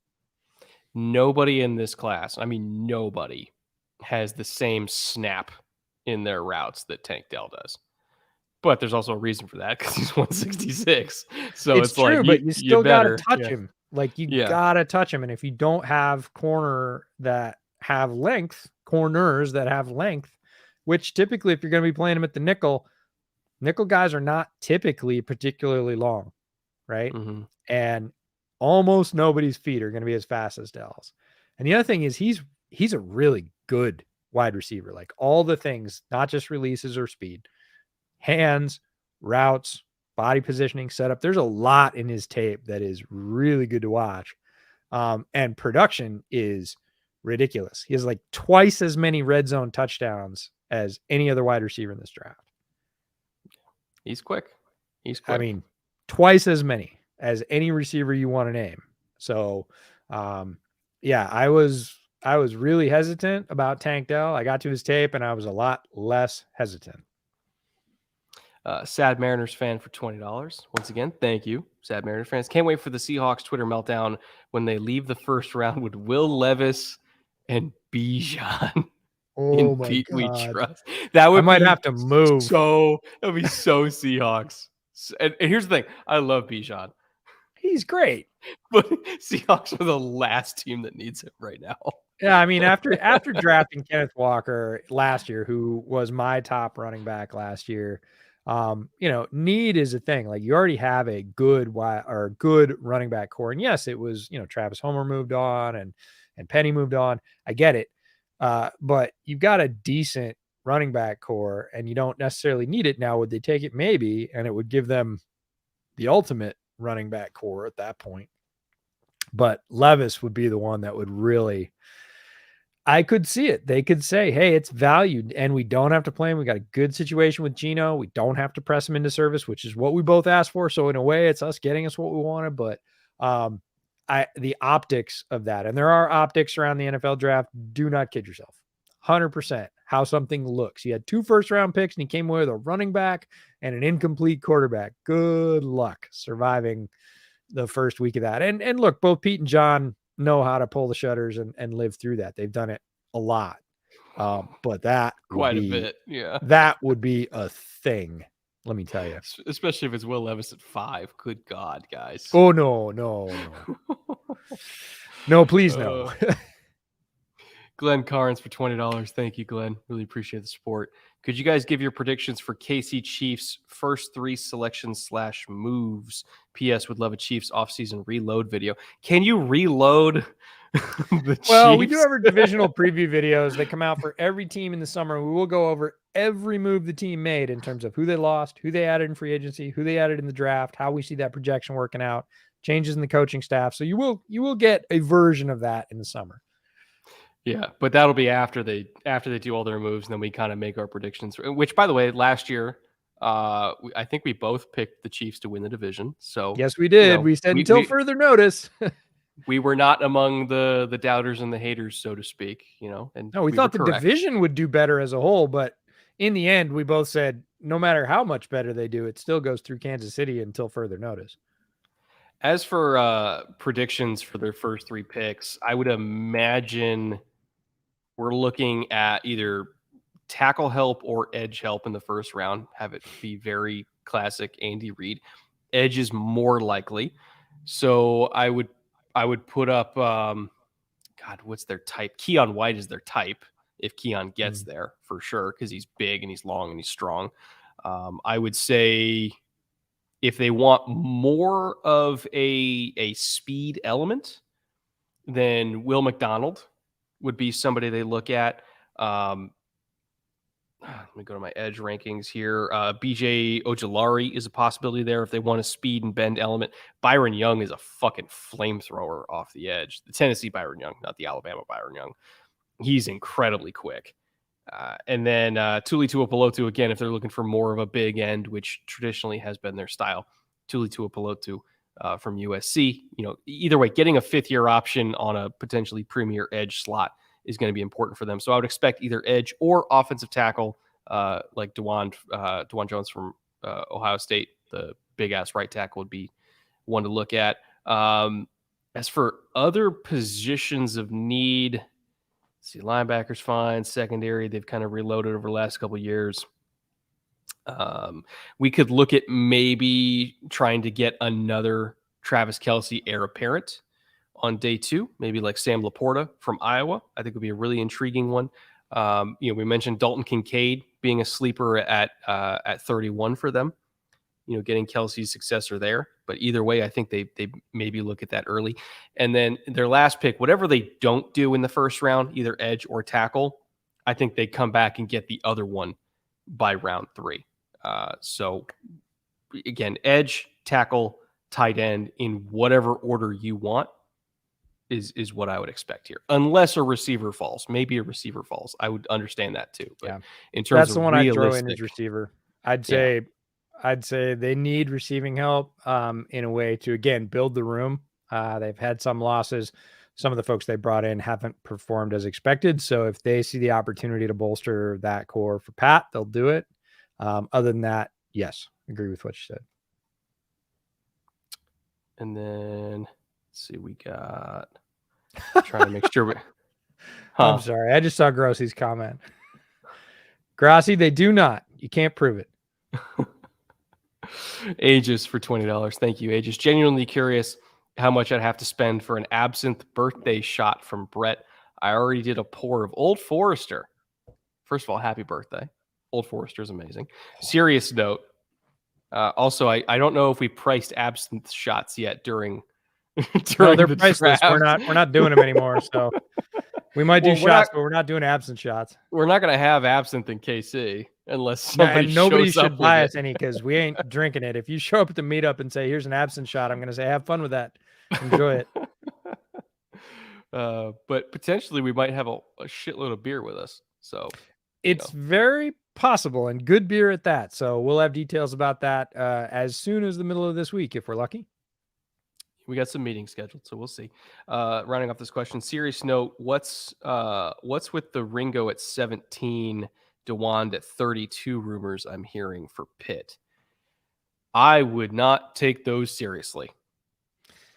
I would be stunned. It's possible. I highly doubt it, and I especially doubt it in that order. Both are positions of need. You could say Ringo's a fit for their secondary. I would say maybe not. Tackles probably first in my mind, even if they stay where they're at. Yeah, I'm not going to say it's not going to happen because look, the draft is weird and wild and all kinds of strange things that we didn't expect to happen. I would be pretty surprised if it happened in that order with those players for Pittsburgh. Yeah, like maybe DeWand first, but like even then that would be kind of pushing it at 17 for him, especially if there's some other. There's going to be a run at tackle. There's going to be a run at tackle. There will be. There will be, but good Lord. And especially in this corner class, if you're taking Kelee Ringo at 17 in this corner class, I'm like, Yep. I don't, with you. I don't know, I don't It'd be know hard about to that. swallow. Maybe It not would as be hard to very swallow as an hard. absent shot, but it would be hard to swallow. It would be close. It would be close. All right. Well, unfortunately, we have reached the end of our 2 hours. EJ has children to attend to, That's true. They do need to and eat. I have to start on dinner as well. But I will say same thing that we say for every single stream, because it is virtually mathematically impossible for us to get to all of the super chats. If we missed your super chat or did not have time to get to it, please, please, please DM me, and we will have a conversation about whatever your question is. I will get your question answered through DMs, because we know that you have spent your hard-earned money on us, and I want to pay that off and pay off that support. So thank you for all of your support tonight. Again, if we missed it, please DM me on Twitter. We'll have a little chit chat about it. We will be back next week. Wait, no, later this week. Today's Monday. Yes, later this week with a brand new full-length episode. And then we have a couple more amazing guests coming for the following 2 weeks leading up to the draft. And then we're going to KC for the draft. We'll be there for four days straight, 4 shows straight, 4 streams straight, plus, some get-togethers with bootleggers if you guys happen to be in the area. So keep an eye out for details there. And until next time, see you guys soon. Take care.